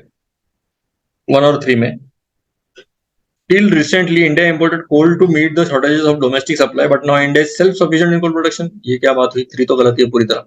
आंसर हो गया ये। आपको ये पता रहेगा नहीं रहेगा तो भी कुछ फर्क नहीं पड़ता, आंसर सीधा आ गया ये। 49 क्वेश्चन देखते हैं। Consider the following statements. The parliament Prevention of Disqualification Act 1959 exempt several posts from disqualification on the grounds of office of profit। ठीक है, हो सकता है। The above mentioned act was amended 5 times, हो सकता है। The term office of profit is well defined in the Constitution of India। ये नहीं है भाई, ये सरासर गलत है my lord। तीसरा तो गलत है, तो आंसर सीधा हो गया ए, 1 and 2 ओनली। आपको दोनों पता नहीं है, कुछ प्रॉब्लम नहीं है, पर ये आपको पता होना ही चाहिए, ये यूपीएससी का कहना है कि office of profit well defined है या नहीं। तो वेल डिफाइंड नहीं है, इसलिए आंसर ए हो गया। 50 का क्या है? Under which schedule of the constitution of India can the transfer of tribal land to private parties for mining be declared null and void? कौन से शेड्यूल में जो ट्रांसफर है ट्राइबल लैंड का प्राइवेट पार्टीज को माइनिंग के लिए, ये नल और वॉइड हो सकता है? तो जो ट्राइबल का है वो थर्ड में नहीं है, नाइन्थ में नहीं है, 12th में नहीं है, क्योंकि थर्ड तो ऑलमोस्ट आई गेस ओथ का या फिर कुछ तो है, दूसरा है कुछ तो। नाइन्थ में भी वो नाइन्थ शेड्यूल आपको पता रहेगा कि इसमें जुडिशियल रिव्यू हो सकता है, नहीं हो सकता है, ये थोड़ा लैंड के रिगार्डिंग था, पर ये लैंड के रिगार्डिंग है, पर ये ट्राइबल लैंड के रिगार्डिंग नहीं दे सकता। 12th का तो म्यूनसिपालिटीज का है, तो ये तो नहीं है, तो आंसर सीधा हो गया बी। फिफ्थ शेड्यूल है क्योंकि जो पैसा एक्ट है तो उसमें लागू होता है, तो थोड़ा ट्राइबल के रिगार्डिंग ही है, प्राइवेट पार्टी इसके रिगार्डिंग ही रहना चाहिए। 50 है। 51 क्वेश्चन देखते हैं। Consider the following statements about particularly vulnerable tribal groups PVTGs in India. PVTGs reside in 18 states and 1 union territory. ठीक है, फैक्ट है, पता नहीं, रह भी सकता है। A stagnant or declining population is one of the criteria for determining PVTG status. हो सकता है। There are 95 PVTGs officially notified in the country so far. Actually 75 है, तो तीसरा तो गलत हो गया, तीसरा गलत हो गया, आंसर हो गया C. Irular and Konda Reddi tribes are included in the list of PVTGs. देखिए रिवॉल्व कर रहा था पूरा थर्ड स्टेटमेंट पे, क्योंकि आपको बस इतना आइडिया रहना चाहिए कि ये कितने पीवीटीजीज है इंडिया में, बस इनका कहने का मकसद यही था कि आपको बस इतना पता रहना चाहिए, बाकी नहीं पता तो भी चलेगा, बस इतना पता रह गया तो भी आपको आंसर मिल जाएगा। और पीवीटीजीज होते क्या है, तो उनका 4 क्राइटेरियाज रहते हैं। तो एक तो है प्री एग्रीकल्चर लेवल टेक्नोलॉजी होनी चाहिए, फिर एक स्टैग्नेंट या देखिए स्टैग्नेंट या डिक्लाइनिंग पॉपुलेशन होना चाहिए, फिर थर्ड है एक्सट्रीमली लो लिटरेसी रहती है इनकी, और चौथा है सब्सिस्टेंस लेवल ऑफ इकोनॉमी उनकी होनी चाहिए। तो ये 4 क्राइटेरिया के हिसाब से पीवीटीजीज डिटरमाइन होती है। पीवीटीजीज इन शॉर्ट बोले तो अगर कोई ट्राइब है तो उसमें से भी एक वल्नरेबल ट्राइब रहती है, मतलब उसमें से भी काफी ज्यादा वल्नरेबल ग्रुप्स रहते हैं। जैसे अभी पूरे पॉपुलेशन में कुछ कुछ वल्नरेबल हमारे इसमें कास्ट भी है, अभी मैं नाम नहीं बताता पर आपको आइडिया लग गया रहेगा कि इसमें से भी वल्नरेबल रहते हैं। इवन हिंदूज में भी कुछ कुछ वल्नरेबल रहते हैं, हिंदूज भी, तो उसमें से जो भी वल्नरेबल रहेगा, अभी ये पूरा ग्रुप है, उसमें से कुछ ना कुछ तो परसेंटेज रहेगा कि जो वल्नरेबल रहते हैं, इसलिए इन्हें ऐसा कहा है कि पर्टिकुलरली वल्नरेबल ट्राइबल ग्रुप्स, ये मीनिंग था उसका। ठीक है, 52nd क्वेश्चन देखते हैं। With reference to the Constitution of India, prohibitions or limitations or provisions contained in ordinary laws cannot act as prohibitions or limitations on the constitutional powers under Article 42। अभी देखिए इतना बड़ा स्टेटमेंट पढ़ लिया, आपको कुछ समझा भी नहीं रहेगा कि क्या बोलना क्या चाहते।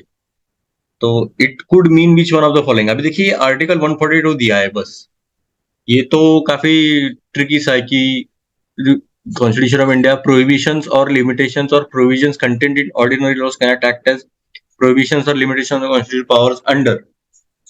अभी देखिए आर्टिकल 142 काफी चर्चे में था तब के इसमें, और ये पूरा किसके रिगार्डिंग था, तो ये सुप्रीम कोर्ट के रिगार्डिंग था पूरा। तो अगर इतना भी पता है कि ये आर्टिकल सुप्रीम कोर्ट के रिगार्डिंग है, तो देखिए अभी ऑप्शन देखते।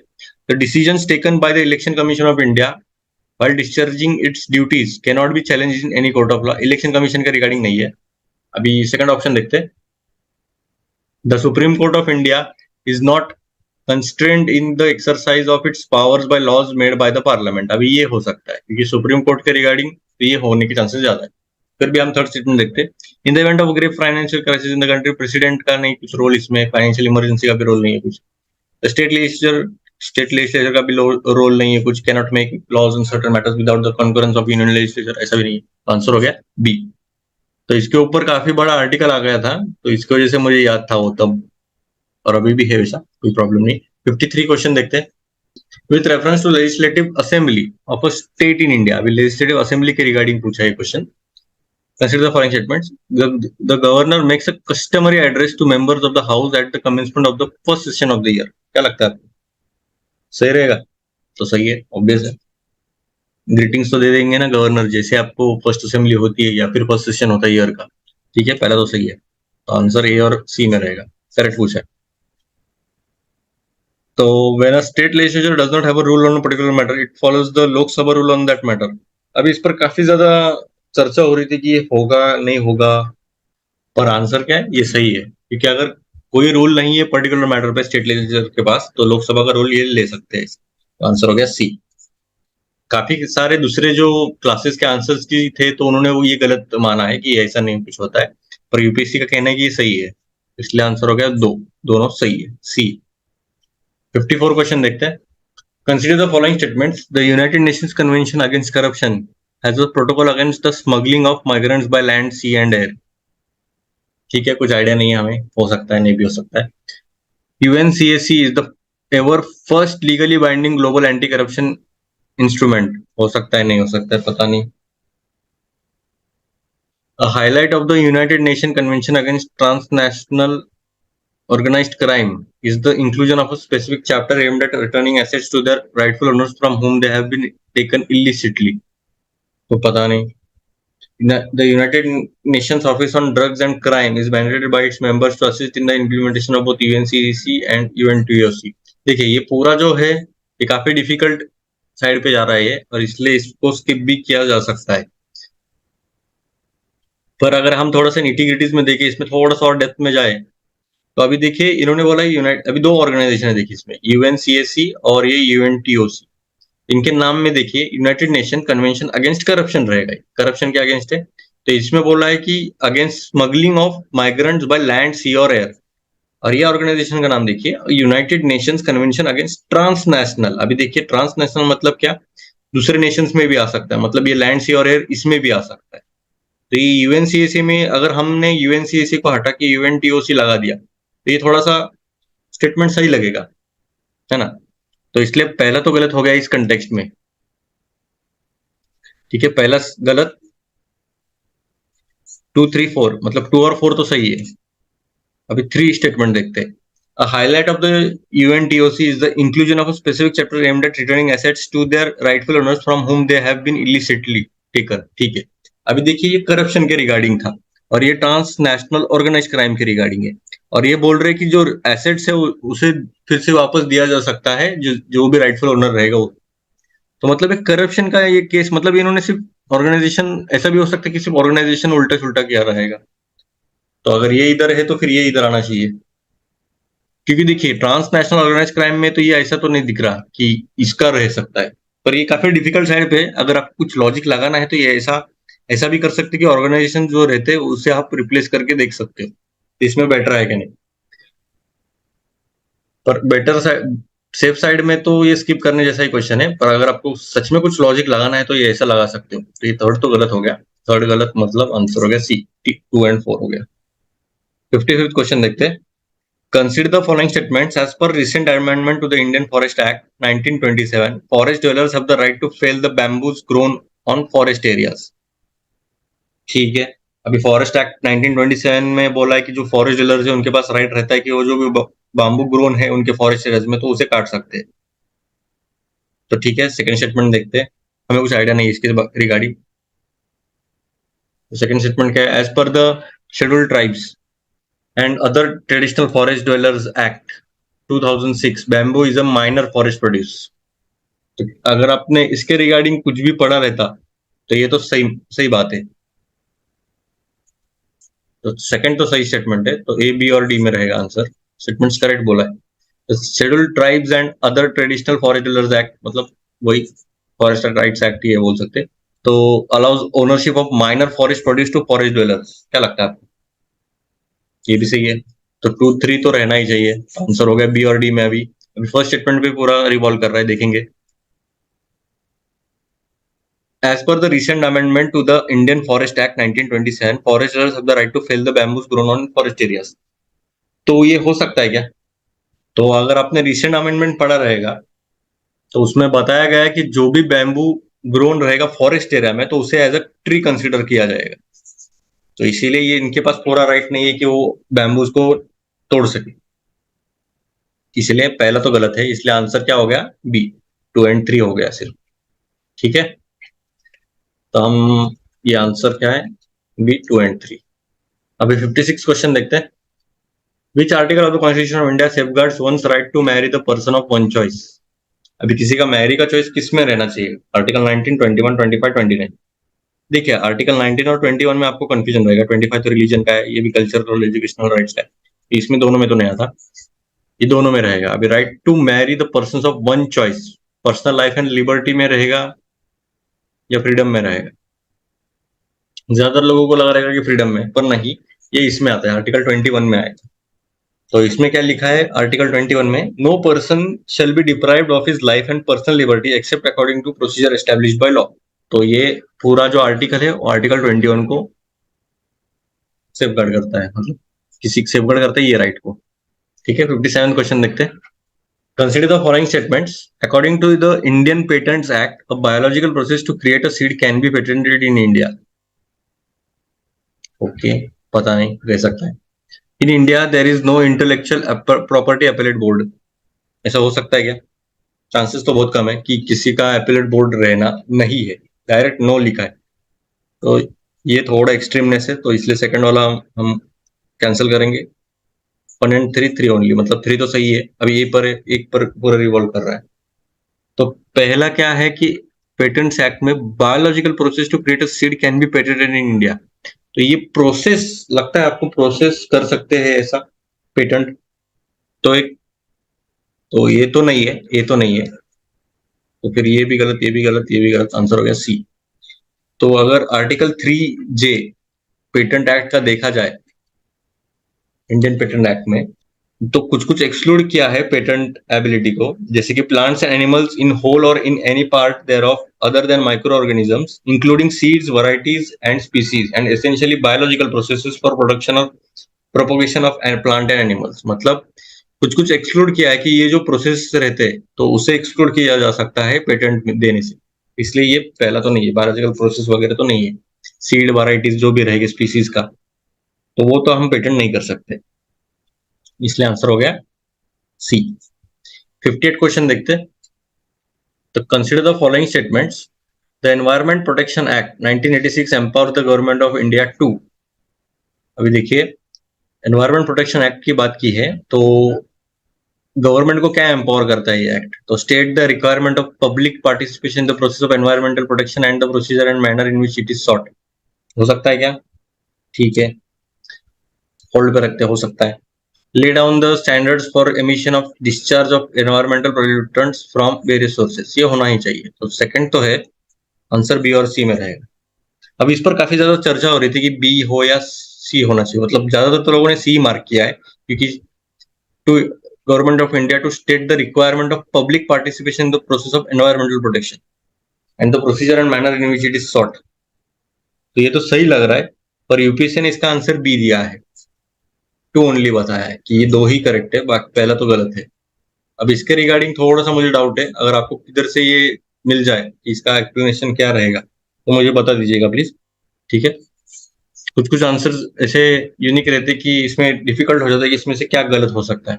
ठीक है, आप मुझे बता दीजिएगा अगर आपको कुछ मिला तो इसमें से। ठीक है, 59 क्वेश्चन देखते हैं। As per the solid waste management rules 2016 in India which one of the following statement is correct?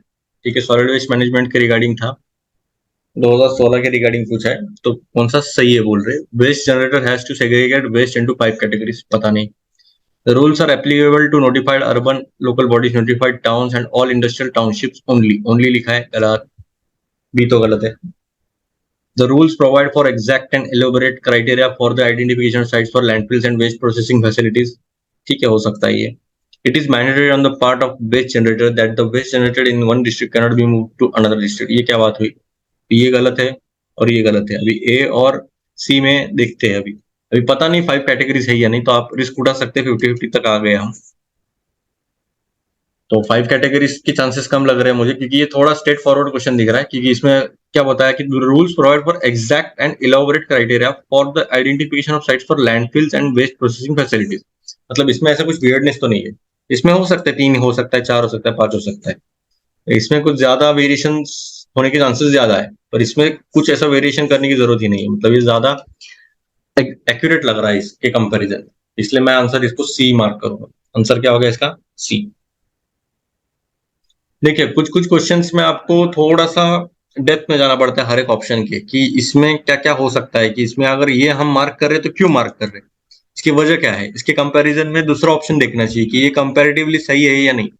अगर हम ऑप्शन के बीच कंपटीशन करेंगे ना तो अच्छा रहता है, मतलब कौन सा बेस्ट स्टेटमेंट रहेगा उसके ऊपर थोड़ा फोकस करना चाहिए, तब आपको आंसर मिल जाएगा। और थोड़ा डेप्थ में जाना चाहिए कि उसके थोड़ा सा चिंतन करना चाहिए इसके ऊपर ही कि ये हो सकता है क्या, अगर ये सही किया तो फिर ये यूपीएससी क्या चाहता है कि कौन सा सही करे, ये सही करे या ये सही करे। अगर ये क्वेश्चन दिया है तो ये सही रहेगा क्या, चांसेस कितने ज्यादा है कि ये सही रहेगी, तो ऐसा भी सोच सकते हो आप कुछ कुछ क्वेश्चन में।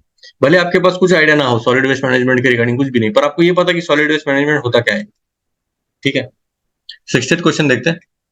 Consider the following statement as per the industrial employment standing order central amendment rules 2018। ठीक है, इतना बड़ा act. If rules for fixed term employment are implemented, it becomes easier for the firms or companies to lay off workers.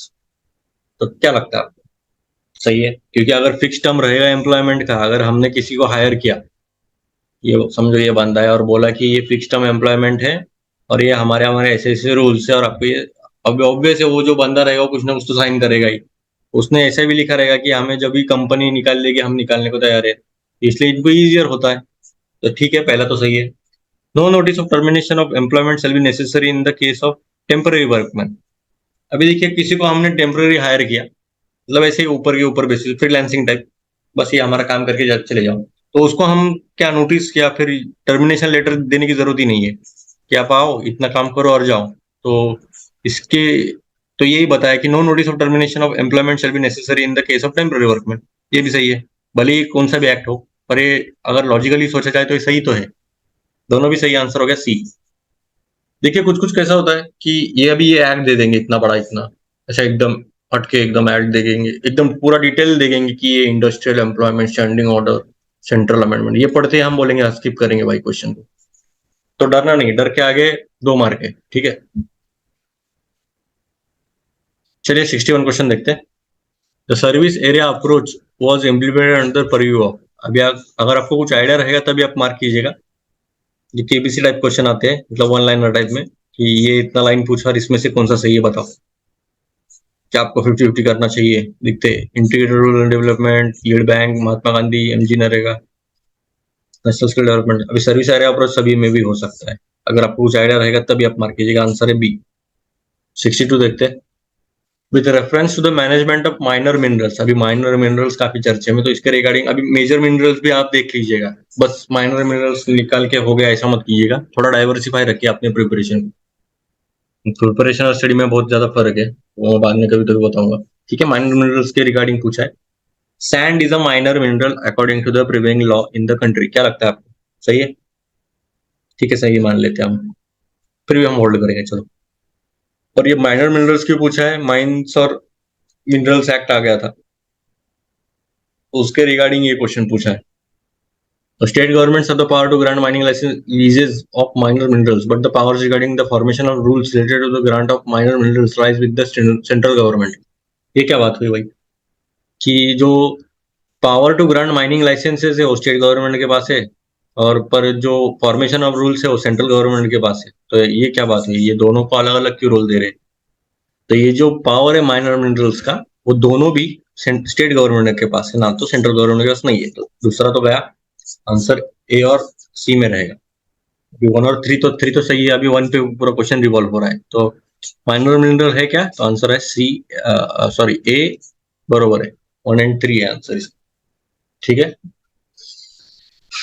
63 question देखते हैं। Consider the following statements. Most of India's external डेब्ट is owned by governmental entities. ठीक है, all of India's external debt is denominated in US dollars. ये क्या बात हुई, सभी यूएस डॉलर में रहेगा क्या? आपको क्या लगता है ये एक्सटर्नल डेब्ट जो रहेगा सभी यूएस डॉलर में रहेगा? गलत। कुछ कुछ एनआरआई डिपॉजिट भी रह सकते हैं, या फिर शॉर्ट टर्म क्रेडिट भी रह सकता है, कुछ भी रह सकता है। तो सेकंड तो गलत है, सरासर गलत है। तो ए और डी में आंसर है। Most of India's external debt is owned by governmental entities. क्या लगता है आपको, सही रहेगा? तो ये गलत है, गवर्नमेंटल एंटिटीज के पास नहीं है, क्योंकि कमर्शियल बोरोइंग्स भी ज्यादा है, मतलब कमर्शियल प्लेयर्स के पास ज्यादा रह सकता है। मोस्ट ऑफ एक्सटर्नल डेब्ट बोल सकते हो कि गवर्नमेंट के पास नहीं है इतना। तो पहला और दूसरा दोनों गलत है, ये थोड़ा डिफिकल्ट साइड में था। सेकंड अगर एलिमिनेट करते तो दोनों में हम मार्क कर सकते थे 50-50 में। इसका आंसर हो गया डी। रेड पूछा है। 64 देखते हैं, which of the following is not included in the assets of a commercial bank in India. अभी assets of a commercial bank में इंक्लूड नहीं होते। अभी आपको एसेट और लायबिलिटी पता रहेगा तो ठीक है, क्योंकि ये बेसिक कंसेप्ट है। Even rich dad poor dad में भी बताया कि आपके पास ज्यादा एसेट की, मतलब एसेट मतलब क्या, आपके जेब में पैसा आ रहा मतलब एसेट। आपने कोई चीज खरीदी और उसके बदले आपको पैसे आते जा रहे हैं अपने जेब में, तो उसके बोलते हैं एसेट। लायबिलिटी मतलब क्या, आपने कुछ चीज ली और उसकी जो वैल्यू है वो डिग्रेड होती जा रही है। जैसे कि एक कार लिया आपने, 10 लाख में कार ली, अगले साल उसकी 5 लाख होगी, उसके अगले साल उसकी 2 लाख होगी। तो ये डिप्रिशिएट हो रही वैल्यू और आपको उल्टा और खर्चा डालना पड़ रहा। तो ये लायबिलिटी होगी आपके ऊपर। क्यों, आपने कुछ लोन वगैरह लिया रहेगा तो ये बैंक के पास जा रहा है, तो ये लायबिलिटी होगी। अभी इसमें क्या बोला, विच of the following is not included in the assets of a commercial bank. Not included in asset मतलब क्या, लायबिलिटी क्या है, बस इन शॉर्ट डायरेक्टली पूछा है, इनडायरेक्टली। तो लायबिलिटी क्या रहेगी, मतलब बैंक के पास लायबिलिटी क्या रहेगी कि उनको देना पड़े कुछ ना कुछ, तो एडवांसेस रहेगा क्या, नहीं। डिपॉजिट, क्या लगता है आपको, अभी हमने कुछ भी डिपॉजिट किया तो बैंक को एक ये है कि आपको इसके ऊपर रिटर्न देना ही पड़ेगा, तो उनके ऊपर ये लायबिलिटी होगी, तो ये आंसर है ना। बाकी तो क्या, एडवांसेस की जरूरत नहीं है, उनको उनको कुछ देना नहीं पड़ता। इन्वेस्टमेंट तो उल्टा इनके लिए अच्छा ही है, money at call and short notice, या अगर आपने पढ़ा रहेगा तो ठीक, नहीं तो ये भी उनके लिए ही है, अच्छा ही है, उनको ही रिटर्न मिल रहा है, मतलब ये सब एसेट्स हो गए उनके, बैंक के ये एसेट्स है एडवांसेस वगैरह। तो आंसर हो गया डिपॉजिट्स, जो भी हम डिपॉजिट करते हैं तो उसको उनको देना ही पड़ता है रिटर्न। ठीक है, 65 देखते question. In the context of India, which of the following factors is or are contributor or contributors to reducing the risk of a currency crisis? अभी currency crisis आपने देखा रहेगा, तो मतलब जो भी करेंसी वो गिर रही है, उसकी वैल्यू बहुत डिग्रेड हो रही है फटक से। तो क्या बोला है कि इसमें से कौन से फैक्टर्स ये कंट्रीब्यूट करते, मतलब किसमें कंट्रीब्यूट करते, रिड्यूसिंग द रिस्क। ये देखिए, इधर देखिए ट्रैप, हमें लगेगा कंट्रीब्यूट करते मतलब इसमें कौन भर डालता है करेंसी और नीचे गिराने में, तो नहीं, ये रिड्यूसिंग द रिस्क बोला है कि इनके जो करेंसी क्राइसिस होने वाले हैं उसके रिड्यूस कैसे कर सकते हैं रिस्क को। तो ये बोला है, मतलब रुपया गिरने से बचाना है हमें। तो क्या हो सकता है, क्या लगता है आपको। तो foreign currency earnings of India's IT sector. देखिए, अभी आईटी सेक्टर जो है वो काफी ज्यादा बूम में है अभी फिलहाल तो, और इसका जो भी रेवेन्यू रहता है वो सबसे ज्यादा रहता है ऑलमोस्ट, मतलब सर्विसेज के रिगार्डिंग देखा जाए तो आईटी सेक्टर के जो फॉरेन करेंसी अर्निंग्स है वो रुपया गिरने से बचाएगा या कम करेगा, तो ये बचाएगा, क्योंकि अच्छा खासा रेमिटेंस आता रहता है और इससे स्ट्रेंथन होता है हमारा रुपया। पहला तो सही है, तो ये ए बी और डी में रहेगा। इंक्रीजिंग द गवर्नमेंट एक्सपेंडिचर, अभी ये देखिए, अगर हमने गवर्नमेंट का एक्सपेंडिचर बढ़ा दिया तो रुपया गिरेगा या बढ़ेगा, क्या लगता है आपको। भले गवर्नमेंट एक्सपेंडिचर करो या ना करो, तो इसका रुपये से क्या लेने देना ही नहीं है, तो इधर ही ट्रैप था। रुपये का डेप्रिशिएट होना मतलब क्या है, करेंसी के ऊपर खेले ना, तो आप एक्सपेंडिचर कितना भी करो ना, कुछ फर्क नहीं पड़ रहा। तो दो का कुछ तालमेल ही नहीं है, मतलब न्यूट्रल इफेक्ट है इसके ऊपर, करेंसी के ऊपर। दो का तो कुछ रोल ही नहीं है। आंसर ए बी में रहेगा अभी, 1 और 3। रेमिटेंस फ्रॉम इंडियंस अब्रॉड, अभी देखिए दोनों सेम सिमिलर लाइंस पे, इसलिए 1 और 3 आंसर हो गया बी। रेमिटेंस जैसा आ गया हमारा स्ट्रेंथन हो जाएगा। ठीक है, 66 क्वेश्चन देखते हैं। Which one of the following suggested that the governor should be an eminent person from outside the state and should be a detached figure without intense political links or should not have taken part in politics in the recent past? ये किसका suggestion है कि governor जो है वो एक eminent person रहना चाहिए, वो उसके आउटसाइड द स्टेट रहना चाहिए और पॉलिटिक्स से डिटैच फिगर होना चाहिए, ना ही उसने पॉलिटिक्स में पार्ट लेना चाहिए। तो ये किसका है, फर्स्ट ईयर का है क्या, मेरे को नहीं लग रहा। राजमन्ना और सरकार, ये दोनों में लग रहा है मुझे, क्योंकि एनसीआरडब्ल्यूसी तो ऐसा नहीं रिकमेंडेशन करेगी। तो राजमन्नार और सरकारिया में से दोनों में से रह सकता है। अगर आपने दोनों में पढ़ा रहेगा तो ठीक है, नहीं तो आप दोनों में से रिस्क उठा सकते हो, क्योंकि 50-50 है। तो आंसर है इसका सरकारिया कमीशन। तो सरकारिया कमीशन ने पूरा एक क्राइटेरिया बताया था कि गवर्नर कैसा होना चाहिए, सिलेक्शन जो रिकमेंडेशन दिए थे कि सिलेक्शन ऑफ अ गवर्नर कैसा होना चाहिए, पूरा क्राइटेरिया दिया था कि ये गवर्नर ऐसा ऐसा होना चाहिए। ठीक है, सी था आंसर इसका। 67 देखते हैं, which of the following is issued by the registered foreign portfolio investors to overseas investors who want to be the part of Indian stock market without registering themselves directly। अब ये पूरा कंसेप्ट ही बताया है कि ये कौन से कंसेप्ट को दिखाता है। Certificate of deposit, commercial paper, promissory note, participatory note. दो दो नोट है, तो चांसेस ज्यादा है कि दोनों में रहेगा। पर आपको अगर कंसेप्ट पता है कि जो फॉरेन इन्वेस्टर्स जो रहते हैं तो उन्हें इंडिया के स्टॉक मार्केट में उनको हिस्सा लेना है पर उनको रजिस्टर नहीं करना है, तो क्या इसे क्या कहते हैं? तो इसे कहते हैं पार्टिसिपेटरी नोट, या फिर इसे कहते हैं पी नोट्स भी कहते हैं, जो जिसे ओवरसीज डेरिवेटिव्स इंस्ट्रूमेंट्स भी कहा गया है। तो ये जो है फॉरेन इन्वेस्टर्स, तो ये सीधी तरह स्टॉक्स ले सकते हैं इंडियन एक्सचेंजेस में विदाउट बीइंग रजिस्टर्ड। मतलब कितना सही है ना। ठीक है, 68 में देखते हैं अभी। Consider the following statements. As per law the compensatory afforestation fund management and planning authority exists at both national and state levels। ठीक है, हो सकता है, इतनी बड़ी फंड मैनेजमेंट अथॉरिटी है तो होना ही चाहिए। Peoples participation is mandatory in the compensatory afforestation programs carried out under the Compensatory Afforestation Act 2016। Sir correct बोला है। क्या लगता है आपको? अगर आपने एक्ट पढ़ा रहेगा तो ठीक है, पर आपको ऐसा लगेगा कि पीपल पार्टिसिपेंट तो ये अच्छी बात है, दोनों भी सही लग रहे हैं, तो आंसर हो गया सी। नहीं, ऐसा नहीं है। तो सेकंड स्टेटमेंट गलत है क्योंकि इसका कोई मेंशन ही नहीं कि पीपल पार्टिसिपेशन होना चाहिए एक्ट में, तो इसलिए ये सेकंड स्टेटमेंट गलत है, पहला सही है। ये थोड़ा डिफिकल्ट साइड में था, मान सकते हैं हम। तो अगर 50-50 पे आ रहे हैं यहाँ पर बी ए और सी में आंसर आपको लगा रहेगा तो दोनों में से उठा सकते थे, ए बी और सी में लग रहा रहेगा आपको, तो आपके ऊपर है क्योंकि ये थोड़ा डिफिकल्ट साइड में जा रहा है, क्योंकि ऐसा लॉजिकली सॉल्व करना जाए तो हमें दोनों भी सही लगेंगे। आंसर हो गया ए। 69 क्वेश्चन देखते हैं। इन India which of the following review the Indian independent regulators in sectors like telecommunication, insurance, electricity. ठीक है, कौन से ऐसे इंडिपेंडेंट रेगुलर है जो अलग अलग सेक्टर्स को रेगुलेट करते हैं, जैसे कि टेलीकम्युनिकेशन, इंश्योरेंस। ठीक है, ad hoc committee setup bye the parliament. क्या लगता है? हो सकते हैं इंडिपेंडेंट रेगुलेटर, हो सकता है ये। Parliamentary department related standing committees, हो सकता है। फाइनेंस कमीशन कब से रेगुलेट करने लग गए? रेगुलेटर तो नहीं है ये काम। फाइनेंस कमीशन कब से रेगुलेशन करने लगे? तो सेकंड तो गलत है। 2 और 5 क्या है? 2 और 5 नीति आयोग कब से रेगुलेट करने लगे?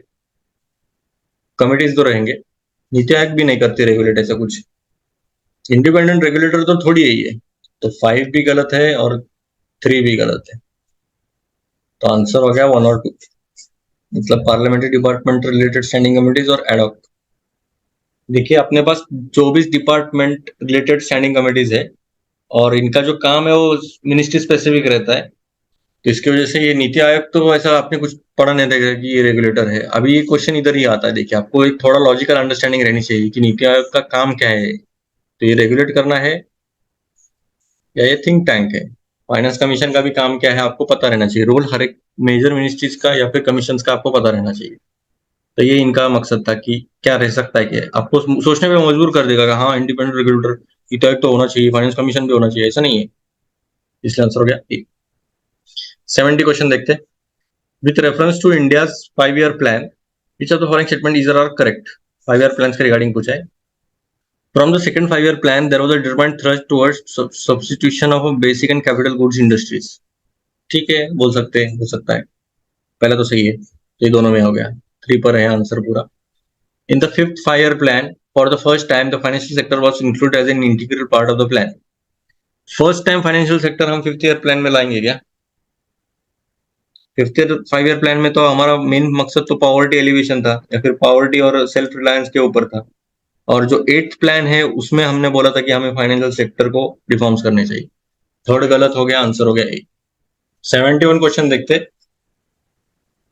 With reference to Asian infrastructure investment bank AIIB, consider the following statement. AIIB has more than 80 member Nations.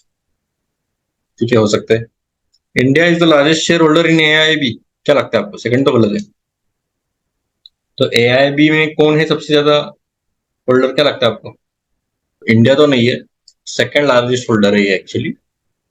1 और 3 में AIIB does not have any members from outside Asia. ऐसा हो सकता है क्या? इतनी बड़ी ऑर्गेनाइजेशन या फिर बैंक है और सिर्फ एशिया वाले ही लेंगे क्या ये? भले नाम एशियन इंफ्रास्ट्रक्चर इन्वेस्टमेंट बैंक हो, तो ऐसा जरूरी नहीं है, इतना नैरो तो नहीं रह सकता। थर्ड तो गलत है, आंसर हो गया ए।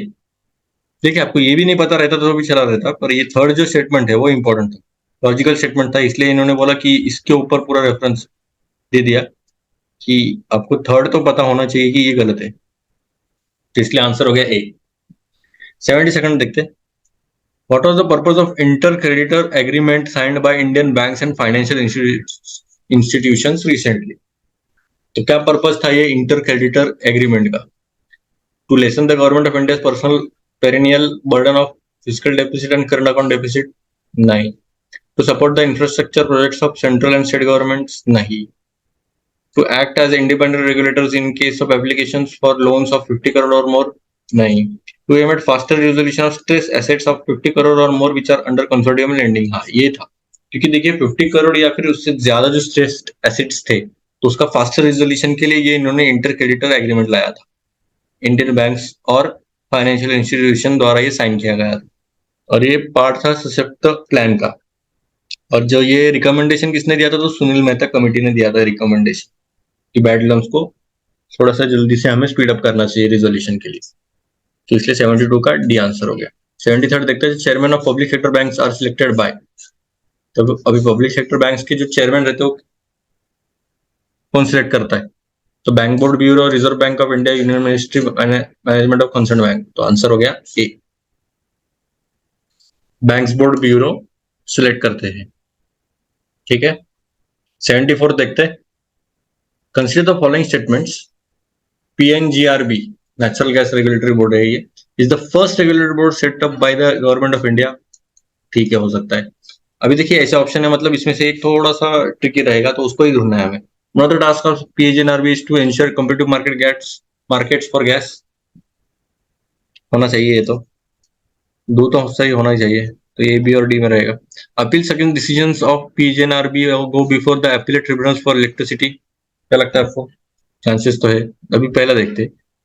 PNGRB is the first regulatory body set up by the government of India। अभी आपको क्या लगता है कि ये जो रहेगी बॉडी, फर्स्ट रेगुलेटरी बॉडी है क्या ये गवर्नमेंट ऑफ इंडिया द्वारा किया गया? तो मुझे तो चांसेस कम ही लग रहे हैं इसके कि सही होने की, क्योंकि पहली बॉडी रहेगी, तो इसलिए पहला गलत अगर माना तो आंसर हो गया बी। तो ठीक है, थोड़ा डिफिकल्ट था, पर अगर आपको ये थोड़ा सा लॉजिकली आपको एलिमिनेट करने आ गया पहला, तो फिर कोई प्रॉब्लम नहीं है, सेकंड और थर्ड स्टेटमेंट पढ़ने की जरूरत नहीं थी। ठीक है, आंसर हो गया इसका बी। 75th क्वेश्चन देखते हैं। With reference to communication technologies, what is or are the differences between the LTE long-term evolution and VoLTE voice over long-term evolution? LTE is commonly marketed as 3G, VoLTE is commonly marketed as advanced 3G। नहीं, ये 4G को माना जाता है। Advance 3G क्या होता है? इसे ट्रू 4G या फिर 4G कहा जाता है, तो पहले तो गलत है। LTE data only technology, voltage voice only, ये भी क्या है? ये क्या बात हुई? ये तो गलत है, सरासर गलत है दोनों भी। आंसर हो गया डी। तो वोल्टी और एलटी के थोड़ा सा डिफरेंस देखना चाहिए। ठीक है, 76 क्वेश्चन देखते हैं। Which of the following statement is are correct regarding the maternity benefit act 2017? ठीक है, मैटरनिटी बेनिफिट एक्ट थोड़ा सा चर्चे में था 2017 में, मतलब तभी से तो काफी सुर्खों में था, इसलिए 19 में पूछा है। Pregnant women are intended for 3 months pre delivery and 3 months post delivery paid leave?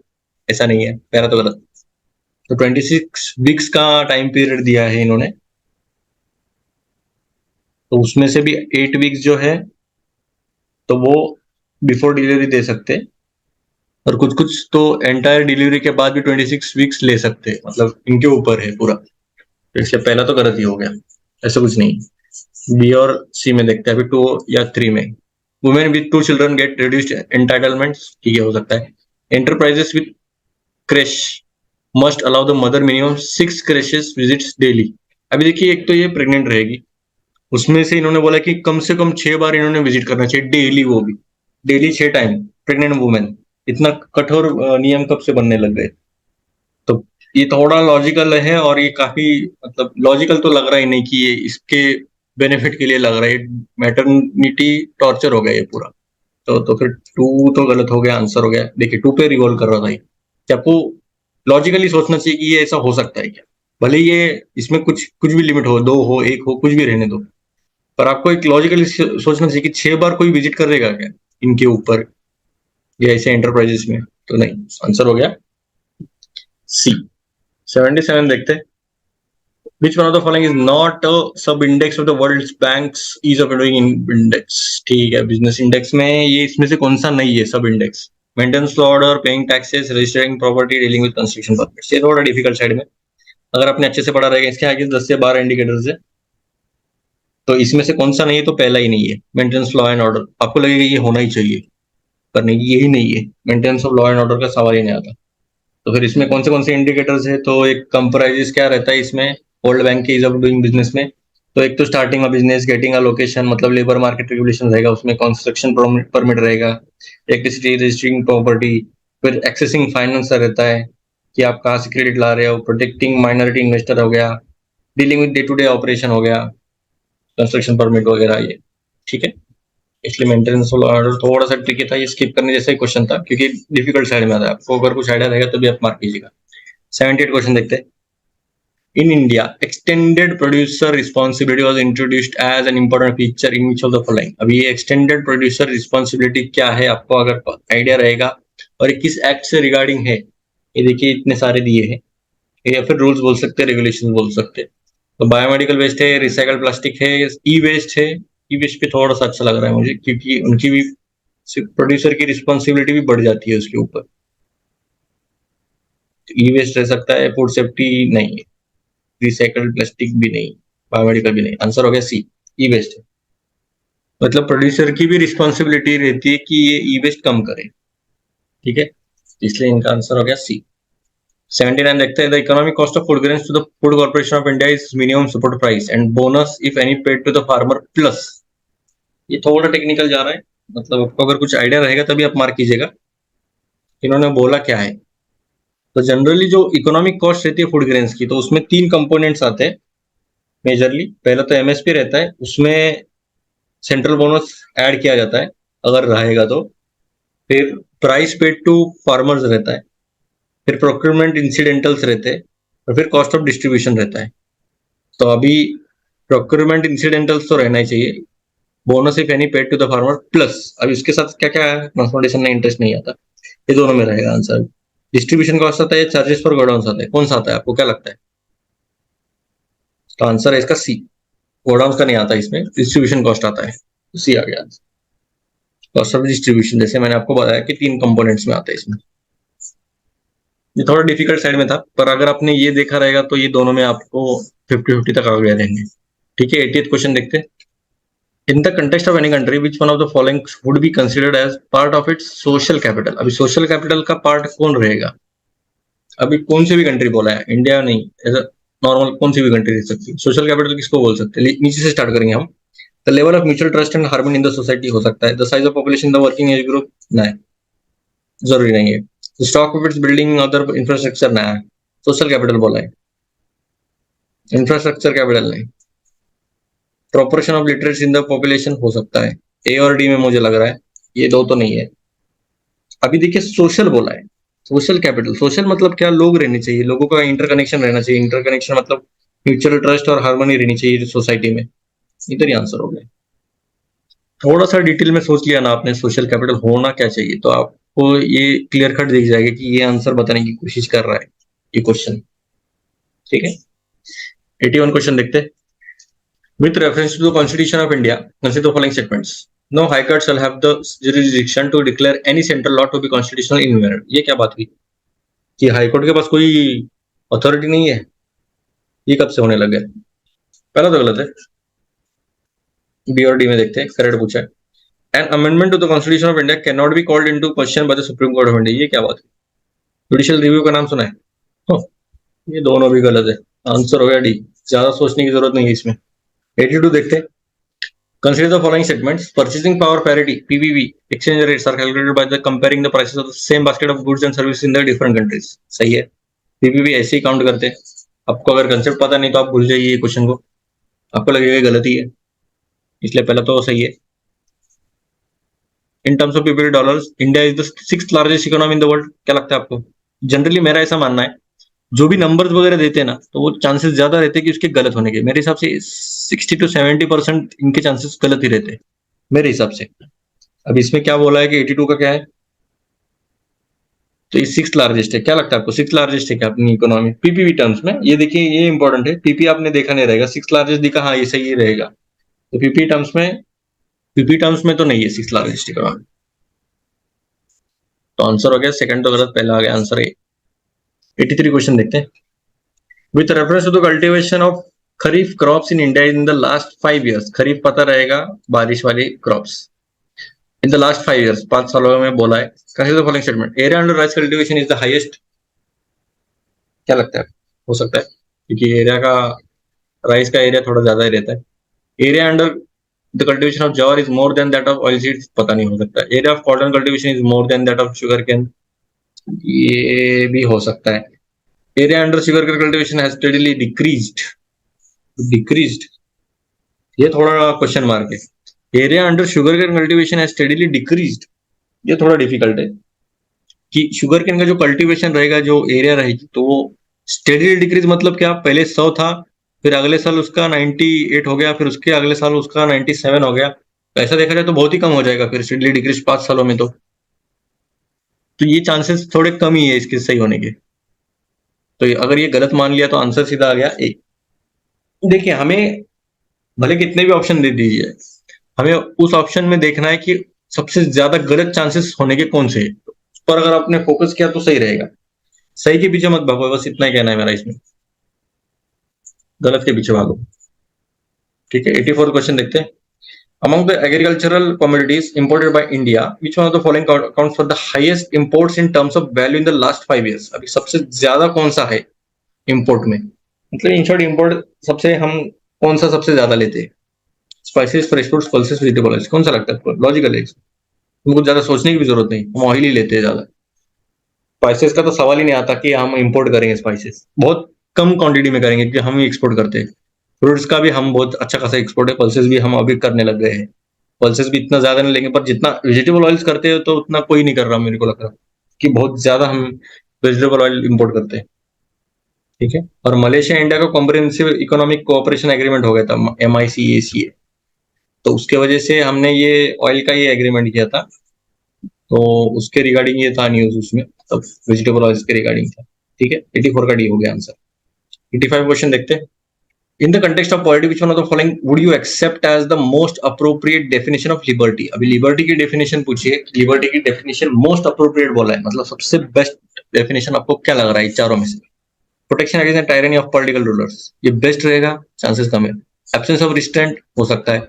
Opportunity to do whatever one likes, ये थोड़ा मतलब पूरा खुला छोड़ दिया है कि आप कुछ भी जो लगेगा वो सही करो। लिबर्टी का मतलब ये पूरा वेग टर्म्स में बोला जाए तो ये है, और ये एग्जैक्ट तो नहीं रह सकता क्योंकि रीजनेबल रिस्ट्रिक्शंस रहते हैं लिबर्टी में भी। अब किसी को भी मारते छूटोगे नहीं कि हाँ मेरे पास लिबर्टी में कुछ भी कर सकता हूँ, किसी को भी बजा के जा सकता हूँ, फिर आपको समझ में आ जाएगा। ठीक है, तो सी तो नहीं है, ए भी नहीं है। बी और डी में आपको लगेगा थोड़ा एब्सेंस ऑफ रिस्ट्रेंट हो सकता है, क्योंकि देखिए ये दोनों कॉन्ट्ररी दिख रहे हैं, एब्सेंस ऑफ रिस्ट्रेंट और opportunity to do whatever one likes, और opportunity to develop oneself fully. हाँ ये देखिए, opportunity to develop oneself fully इन बाकी के कंपैरिजन में देखिए ये एक साइड में रखिए, और इस ऑप्शन को बस एक ही कंटेक्स्ट में पढ़िए, तो ये थोड़ा होलिस्टिक लग रहा है। प्लस ये ऐसा कुछ नेगेटिव नोशन भी नहीं दे रहा है कि अलग से इसका कुछ वियर्डनेस भी है। तो देखिए opportunity to develop oneself fully मतलब क्या हो गया कि आप अच्छे से डेवलप हो जाइए, तो इसका मतलब ही लिबर्टी होता है, इसलिए आंसर डी हो गया। एक्चुअली दोनों में बहुत ज्यादा कंफ्यूजन था, एब्सेंस ऑफ रिस्ट्रेंट और ये दोनों में, पर ये थोड़ा सा होलिस्टिक पॉइंट ऑफ व्यू से देखा जाए तो ये आंसर है। ठीक है, 86 क्वेश्चन देखते हैं।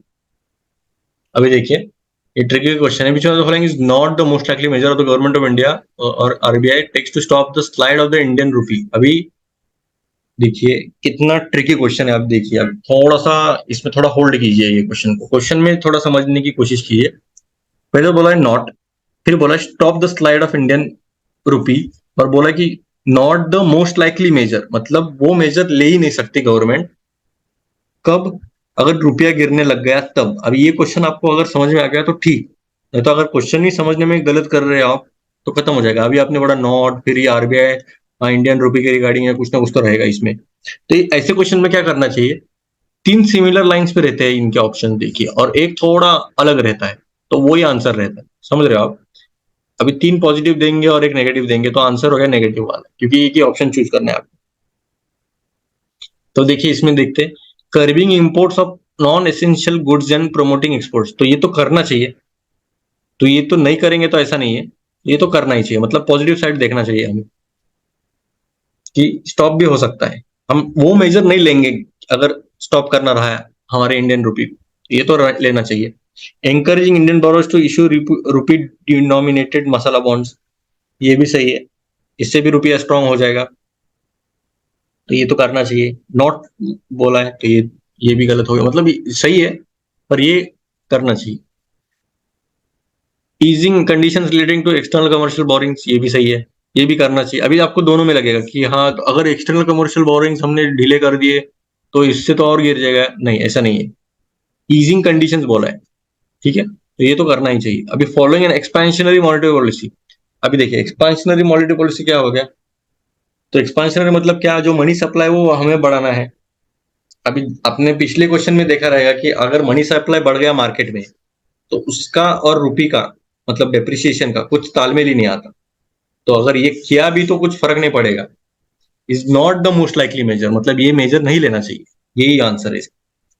ये करना चाहिए, ये करना चाहिए, ये करना चाहिए, पर ये नहीं करना चाहिए, इससे कुछ फर्क ही नहीं पड़ेगा, बाकी इसमें से तो स्ट्रांग हो जाएगा रुपी। क्योंकि देखिए अभी रुपी डिनोमिनेटेड मसाला बॉन्ड्स ले लिया तो उससे लिक्विडिटी बढ़ेगी मार्केट में, फिर इससे इंक्रीज इन रुपी स्टॉक बढ़ जाएगा against few currencies in the market. Even जो इम्पोर्ट्स है अगर कर्व किए हमने तो वो भी इससे भी हमारा रुपी का कंट्रोल हो जाएगा, डिप्रिशिएशन होना, तो इससे तो कुछ फर्क ही नहीं पड़ रहा, मॉनेटरी पॉलिसी का क्या संबंध ही नहीं आता इसमें। तो ये थोड़ा सा लॉजिकल था और थोड़ा ट्रिकी था, पहले स्टेटमेंट में ही आपको जरा क्वेश्चन में थोड़ा ध्यान से पढ़ना चाहिए। आंसर हो गया डी। 87 क्वेश्चन देखते हैं। Consider the following statements, RBI's recent directive relating to storage of payment system data, popularly known as data dictate, command the payment system providers that, ठीक है, हमें कुछ आइडिया नहीं क्या बोल रहे पर ये कुछ तो डाटा के रिलेटेड है, बस इतना समझ में आ। और पेमेंट सिस्टम प्रोवाइडर्स को क्या बोलना चाहते हैं, they shall ensure that the entire data relating to payment systems operated by them are stored in a system only in India. Okay, almost ये सही माना जा सकता है। अभी ओनली बोला तो ये गलत है, मतलब ये गलत है, आंसर सी हो गया, ऐसा मत कीजिएगा। क्योंकि देखिए अगर डाटा की बात आती है तो हम बाहर के कंट्रीज में क्यों डाटा हमारा स्टोर करेंगे, ये थोड़ा लॉजिकल सोचिए आप। अभी आपका जो भी डाटा रहेगा इंडिया में रहा तो ठीक है ना, अगर बाहर अगर किसी ने, अब समझो चाइना वगैरह ने ये ले लिया तो इसके ऊपर अपने ऊपर ही काफी ज्यादा डिफिकल्टी आ जाएगी, तो पहला तो चांसेस ज्यादा है कि सही होने। ठीक है, सेकंड स्टेटमेंट देखते हैं, they shall ensure that the systems are owned and operated by public sector enterprises, तो बस पब्लिक सेक्टर एंटरप्राइज ही ओन करेंगे तो ये थोड़ा मोनोपोली हो जाएगी, नहीं लग रहा आपको? तो सेकंड तो स्टेटमेंट थोड़े से चांसेस गलत ही होने के हैं। 1 और 3 में देखते हैं अभी, they shall submit the consolidated system audit report to the CAG of India by the end of the calendar year. अभी कैग को रिपोर्ट करना चाहिए कि ये डाटा वाला, कैग के पास पहले से ऑडिटिंग के काफी ज्यादा काम रहते हैं, तो कैग को ये काम करना चाहिए क्या? तो नहीं, ये सिस्टम ऑडिट रिपोर्ट को देते हैं, SAR बोलते हैं उसे, तो ठीक है, ये थर्ड तो नहीं है, सेकंड भी नहीं है, आंसर हो गया ये। थोड़ा डिफिकल्ट साइड में था, आपको लग सकता है कि कैग होना चाहिए पर नहीं, अगर कैग नहीं है तो आपको दोनों में रिस्क उठाना चाहिए। ठीक है, 88 क्वेश्चन देखते हैं। Which of the following adopted a law on the data protection and privacy for its citizens known as General Data Protection Regulations in April 2016 and started implementation of it from May 2018? ठीक है, 2018 में इसका implementation हो गया, इसलिए ये question आ गया है। और एक्चुअली देखा जाए तो रेगुलेशन 2016 से ही चालू हो गया था पर इम्प्लीमेंट किया 18 में। तो क्या हो सकता है, कौन कर सकता है ऐसा? तो अगर आपको करंट ठीक ठाक रहा तो ठीक है, वरना स्किप कर सकते हो सीधा। Australia, Canada, European union, USA, कुछ भी रह सकता है, यूएसए भी रह सकता है, यूरोपियन यूनियन भी रह सकता है। आंसर हो गया सी, यूरोपियन यूनियन। 89 क्वेश्चन देखते हैं। Recently India signed a deal known as action plan for prioritization and implementation of cooperation areas in the nuclear field with which of the following countries? अब क्या लगता है, Japan, Russia, United Kingdom, USA? तो nuclear field के regarding है ये deal, India ने sign किया है, तो किसके साथ किया है? तो हमारा पुरानी मित्र रशिया के साथ किया है। आपको अगर आइडिया रहेगा तो ठीक, ये भी स्किप करने जैसा ही क्वेश्चन था, रशिया आंसर है। 90th क्वेश्चन देखते हैं। The money multiplier in an economy increases with which one of the following? अभी मनी मल्टीप्लायर कंसेप्ट आपको पता रहेगा तो ठीक है, ये एनसीईआरटी में है, आप देख सकते हो। अभी इसमें बोला है कि इंक्रीजेस बोला है कि किसके साथ इंक्रीज होता है money multiplier, increase in the cash reserve ratio. देखिए अभी मनी मल्टीप्लायर मतलब क्या, मनी सप्लाई रहता है इन शॉर्ट। अगर मनी सप्लाई बढ़ाना है तो जो भी सीआरआर एसएलआर जो भी रहेगा तो उसे कम करना चाहिए, बढ़ाना नहीं चाहिए। अगर सीआरआर और एसएलआर बढ़ाया तो ये जो मनी सप्लाई है वो कंट्रैक्ट होता है, मतलब इसे खींचा जाता है, इससे कैश फ्लो कम होता है, इसलिए मनी मल्टीप्लाई का जो फ्लो है वो भी कम हो जाएगा। तो इसलिए आरआर तो नहीं है, एसएलआर भी नहीं है, पॉपुलेशन का कुछ तालमेल ही नहीं आता। तो मनी मल्टीप्लायर कब बढ़ेगा, मतलब मनी सप्लाई कब बढ़ेगा, जब बैंकिंग हैबिट ऑफ पॉपुलेशन बढ़ेगी तब बढ़ेगा। मतलब मैक्सिमम अमाउंट ऑफ M3 मतलब क्या, M3 को बी कर दो, ब्रॉड मनी बोलते हैं इसे, तो ये बढ़ना चाहिए। ठीक है, 90 का बी हो गया आंसर। 91 देखते हैं। In the context of digital technologies for entertainment consider the following statements. ठीक है, एआर वीआर के रिगार्डिंग है। अभी आपने अगर एआर वीआर आपने देखा रहेगा, वर्चुअल रियलिटी, ऑगमेंटेड रियलिटी, जो टोनी स्टार करता है वो एआर है। वीआर क्या है, आपने जो चश्मा लगा के नहीं क्या आप देखते हैं, गेम्स वगैरह खेलते हैं, रोलर कोस्टर राइड खेला रहेगा उस पे, वीआर वो हो गया। इतना भी पता है तो उस पर ये क्वेश्चन निकाल सकते हो आप। करेक्ट बोला है। In augmented reality a simulated environment is created and the physical world is completely shut out. इसके बदले वीआर डाल के देख लीजिएगा। आपको अगर दोनों भी नहीं पता एआर और वीआर क्या है तो आप भूल जाइए क्वेश्चन को, क्योंकि ये काफी दिमाग खाने वाला हो जाएगा आपके लिए। तो फिर आपको एक गाना बजेगा बैकग्राउंड में, छन से जो टूटे कोई सपना, जग सुना सुना लागे, ऐसा हो जाएगा।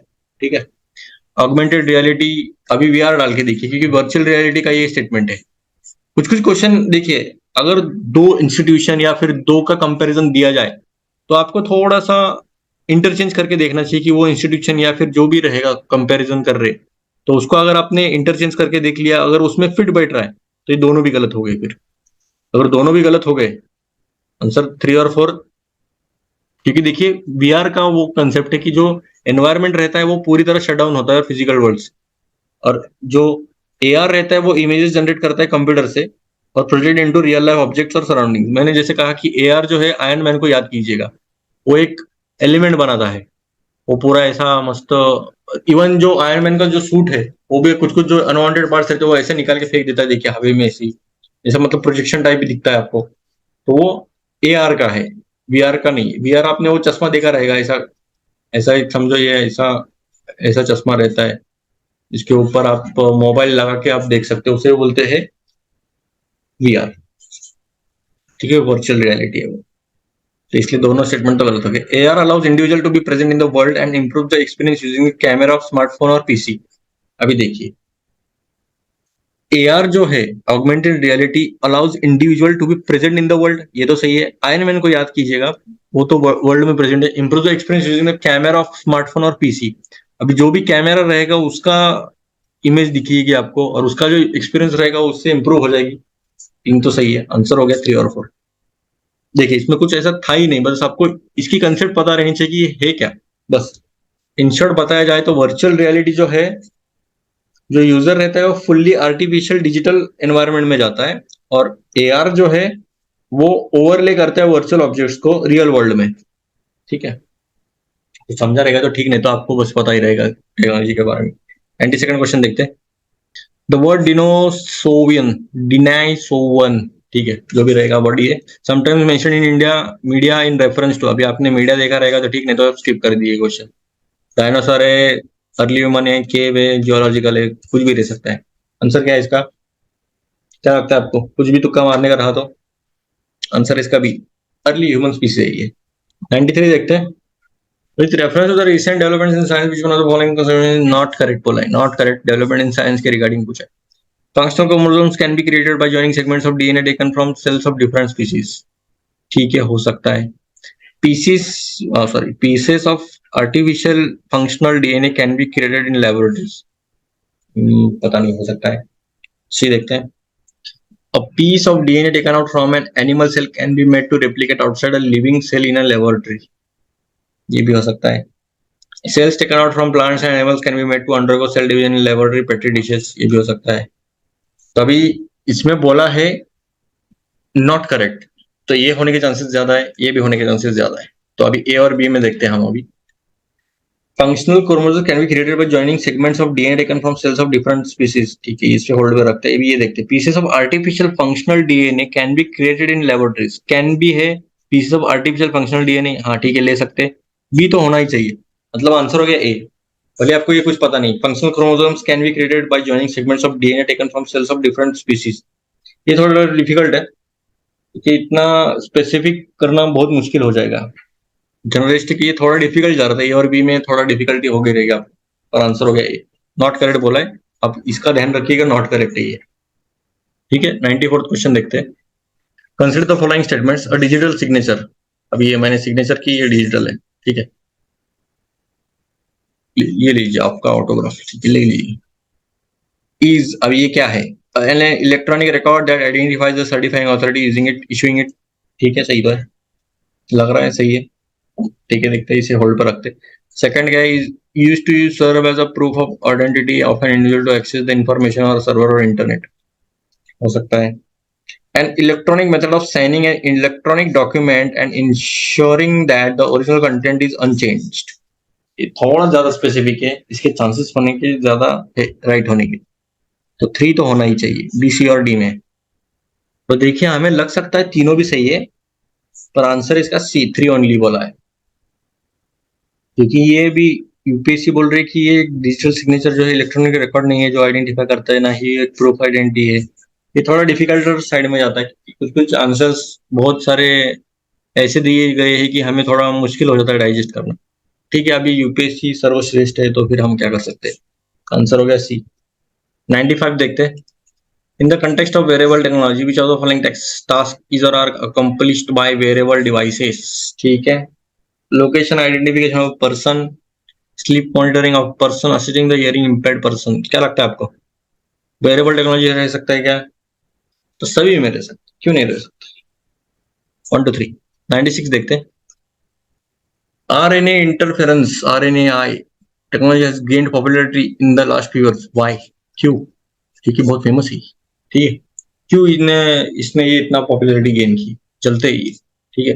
It is used in developing gene silencing therapies, हो सकता है। It can be used in developing therapies for the treatment of cancer, हो सकता है। It can be used to develop hormone replacement therapies, हो सकता है। It can be used to produce crop that are resistant to viral pathogens. सभी answer है। क्या लगता है आपको, सभी आंसर देंगे? 1 2 3 4 नहीं है इसमें, फिर भी हम मार्क करेंगे 1 2 3 4। अभी थोड़ा सा ध्यान से पढ़ते हैं अभी। It is used in developing gene silencing therapies, हो सकता है, हो सकता है। A C D होना चाहिए। सेकंड देखते, it can be used in developing therapies for the treatment of cancer, क्यों नहीं? हो सकता है। 1 2, आंसर इधर हो गया ए। 1 2 4। अभी थर्ड क्यों गलत है पता नहीं अभी, शायद उन्होंने 3 डालना भूल गए, क्योंकि it can be used to develop hormone replacement therapies. ठीक है, मे बी कुछ तो रहेगा उसमें, टेक्निकल थोड़ा सा रहेगा इसमें। आंसर तो हो गया ए, डोंट वरी। 97 देखते हैं। Recently, scientists observed the merger of giant black holes billions of light years away from the Earth. What is the significance of this observation? ठीक है, ब्लैक होल पता रहेगा आपको। अभी 2 ब्लैक होल जब मर्ज होते हैं तो काफी ज्यादा अमाउंट में एनर्जी प्रोड्यूस होती है और ग्रेविटेशनल वेव फॉर्म होते हैं। तो वही वेव्स इंडिया इंडिया बोल रहा अपना अर्थ तक आते हैं। तो उसे डिटेक्ट करने के लिए हमने एक ग्रेविटेशनल वेव डिटेक्टर भी हमने लगाए हैं, आपको अगर पता रहेगा तो। इसे लीगो कहा जाता है। मैं लीसा बोल रहा था, लीगो था, लीगो है। तो उसका क्या नाम है? तो laser interferometer gravitational wave observatory है। तो सिग्निफिकेंस क्या है? तो वही है, ग्रेविटेशनल वेव डिटेक्ट होते हैं। बाकी तो कुछ नहीं है, सिंगुलैरिटी वर्म होल वगैरह कुछ हिग्स बोसन का संबंध नहीं आता। ठीक है, 98 देखते हैं। Which of the following are the reasons for the occurrence of multi drug resistance in microbial pathogens in India. अभी मल्टी ड्रग रेजिस्टेंस, अभी देखिए, आप बीमार गिर गए, आपने खाई क्रोसिन, अब फिर भी ठीक नहीं हो रहे, थोड़ा और स्ट्रांग लिया, वो खाया, फिर भी ठीक नहीं हो रहे, उससे और स्ट्रांग लिया, तब आप ठीक हो गए। मतलब ये जो पिछले जो टैबलेट्स थे आपने खाए, तो उसका जो भी असर रहेगा वो पैथोजेंस पे, तो उस पर कुछ असर ही नहीं हो रहा। इसे कहते हैं मल्टी ड्रग रेजिस्टेंस। जो भी ये पैथोजन रहेगा तो उसको रेजिस्ट करने के लिए आ गया है। अभी आपने वो जो नया खाया उसको रेजिस्ट नहीं कर पाया हो, इसलिए आपको बहुत सारे अलग अलग ड्रग्स ट्राई करने पड़े, और जितना स्ट्रांग रहेगा उतना अपने बॉडी के लिए हार्मफुल रहता है। तो ये था कंसेप्ट मल्टी ड्रग रेजिस्टेंस का। अब ये माइक्रोबियल पैथोजन की बात कर रहे हैं। Which of the following are the reasons for occurrence of multi drug resistance in microbial pathogens. अभी इसका रीजंस क्या रहेंगे ऐसे रेजिस्टेंस का जो माइक्रोबियल पैथोजेंस रहते हैं? तो genetic predisposition of some people, पता नहीं, हो सकता है, नहीं भी हो सकता है। Taking incorrect doses of antibiotics to clear disease, ये हो सकता है। Using antibiotics in livestock farming, multiple chronic disease in some people. क्या लगता है आपको, क्या रहना चाहिए 98 का? तो सेकंड तो सही है बोला मैंने, थर्ड भी थोड़ा बहुत सही लग रहा है, using antibiotics in livestock farming, हो सकता है ये भी। तो 2 और 3 तो रहने चाहिए। अभी 4 देखते हैं, multiple chronic disease in some people. Chances कम है कि किसी के डिजीज होने से रेजिस्टेंस बढ़ सकता है, वो भी हो सकता है, पर बहुत चांसेस कम ही है। आंसर मैं तो कहूंगा बी है इसका। ठीक है, 99 देखते हैं। सबसे favourite casein protein that is often mentioned in news, क्या है ये? क्रिस्पर कैसनाइन, आपको पता रहेगा, प्रोटीन है ये। मॉलिक्यूलर सीजर्स है, बायोसेंसर है, जीन है, हर्बिसाइडल सब्सटेंस है, जेनेटिकली मॉडिफाइड क्रॉप्स का समझ ही नहीं आता। ठीक है, मॉलिक्यूलर सीजर्स है जो यूज करते हैं टारगेटेड जीन एडिटिंग में, आपको पता रहेगा। ये जीन रहता है, जो भी जीन रहेगा ये ऐसा ऐसा, अगर समझिए इसमें से ये पार्ट इतना खराब है तो इतना ही पार्ट टारगेट करने के लिए ये मॉलिक्यूलर सीजर्स का काम करते हैं, इतना काटने के लिए काम करते हैं कैसनाइन है। ठीक है, आंसर हो गया ए। 100 देखते हैं, लास्ट क्वेश्चन, सेंचुरी खत्म हो जाएगी अपनी। Which one of the following statement is not correct? Not correct बोला हेपेटाइटिस बी वायरस मतलब एचआईवी, पता नहीं, हो सकता है। नॉट करेक्ट बोला है hepatitis B unlike hepatitis C does not have a vaccine. Tricky tricky tricky tricky है ये, मतलब क्या है? ये बोल रहे कि हेपेटाइटिस सी को वैक्सीन है पर बी को नहीं है, उल्टा नहीं होना चाहिए। ये हो गया आंसर, क्योंकि हेपेटाइटिस बी की वैक्सीन तो सेफ और इफेक्टिव है, जो जो कि रिकमेंड की जाती है एकदम इन्फेंट्स एट बर्थ को, या फिर चिल्ड्रन जो है 18 साल तक के, तो उनको वैक्सीन दी जाती है हेपेटाइटिस बी। और जो हेपेटाइटिस बी वैक्सीन है उसे फर्स्ट एंटी कैंसर वैक्सीन भी बोला गया है, क्योंकि जो लिवर कैंसर है उसका कॉज भी वही होता है, तो इसके लिए ये एंटी कैंसर वैक्सीन भी बोला गया है। आंसर तो ये हो गया, पर हम बाकी के भी देखते हैं। Globally the number of people infected with hepatitis B and C viruses are several times more than the those infected with HIV, ये भी सही है, एक्चुअली सही है। Some of those infected with hepatitis B and C viruses do not show some symptoms for many years, सही है, कुछ symptoms ही नहीं दिखा तो इसलिए डिटेक्ट करना भी मुश्किल हो जाता है। ये भी सही है और ये भी सही है, आंसर हो गया बी। ठीक है, आपको अगर वीडियो अच्छा लगा तो लाइक शेयर और सब्सक्राइब कीजिएगा। अगले वीडियो में हम 2020 का देखेंगे। Thank you.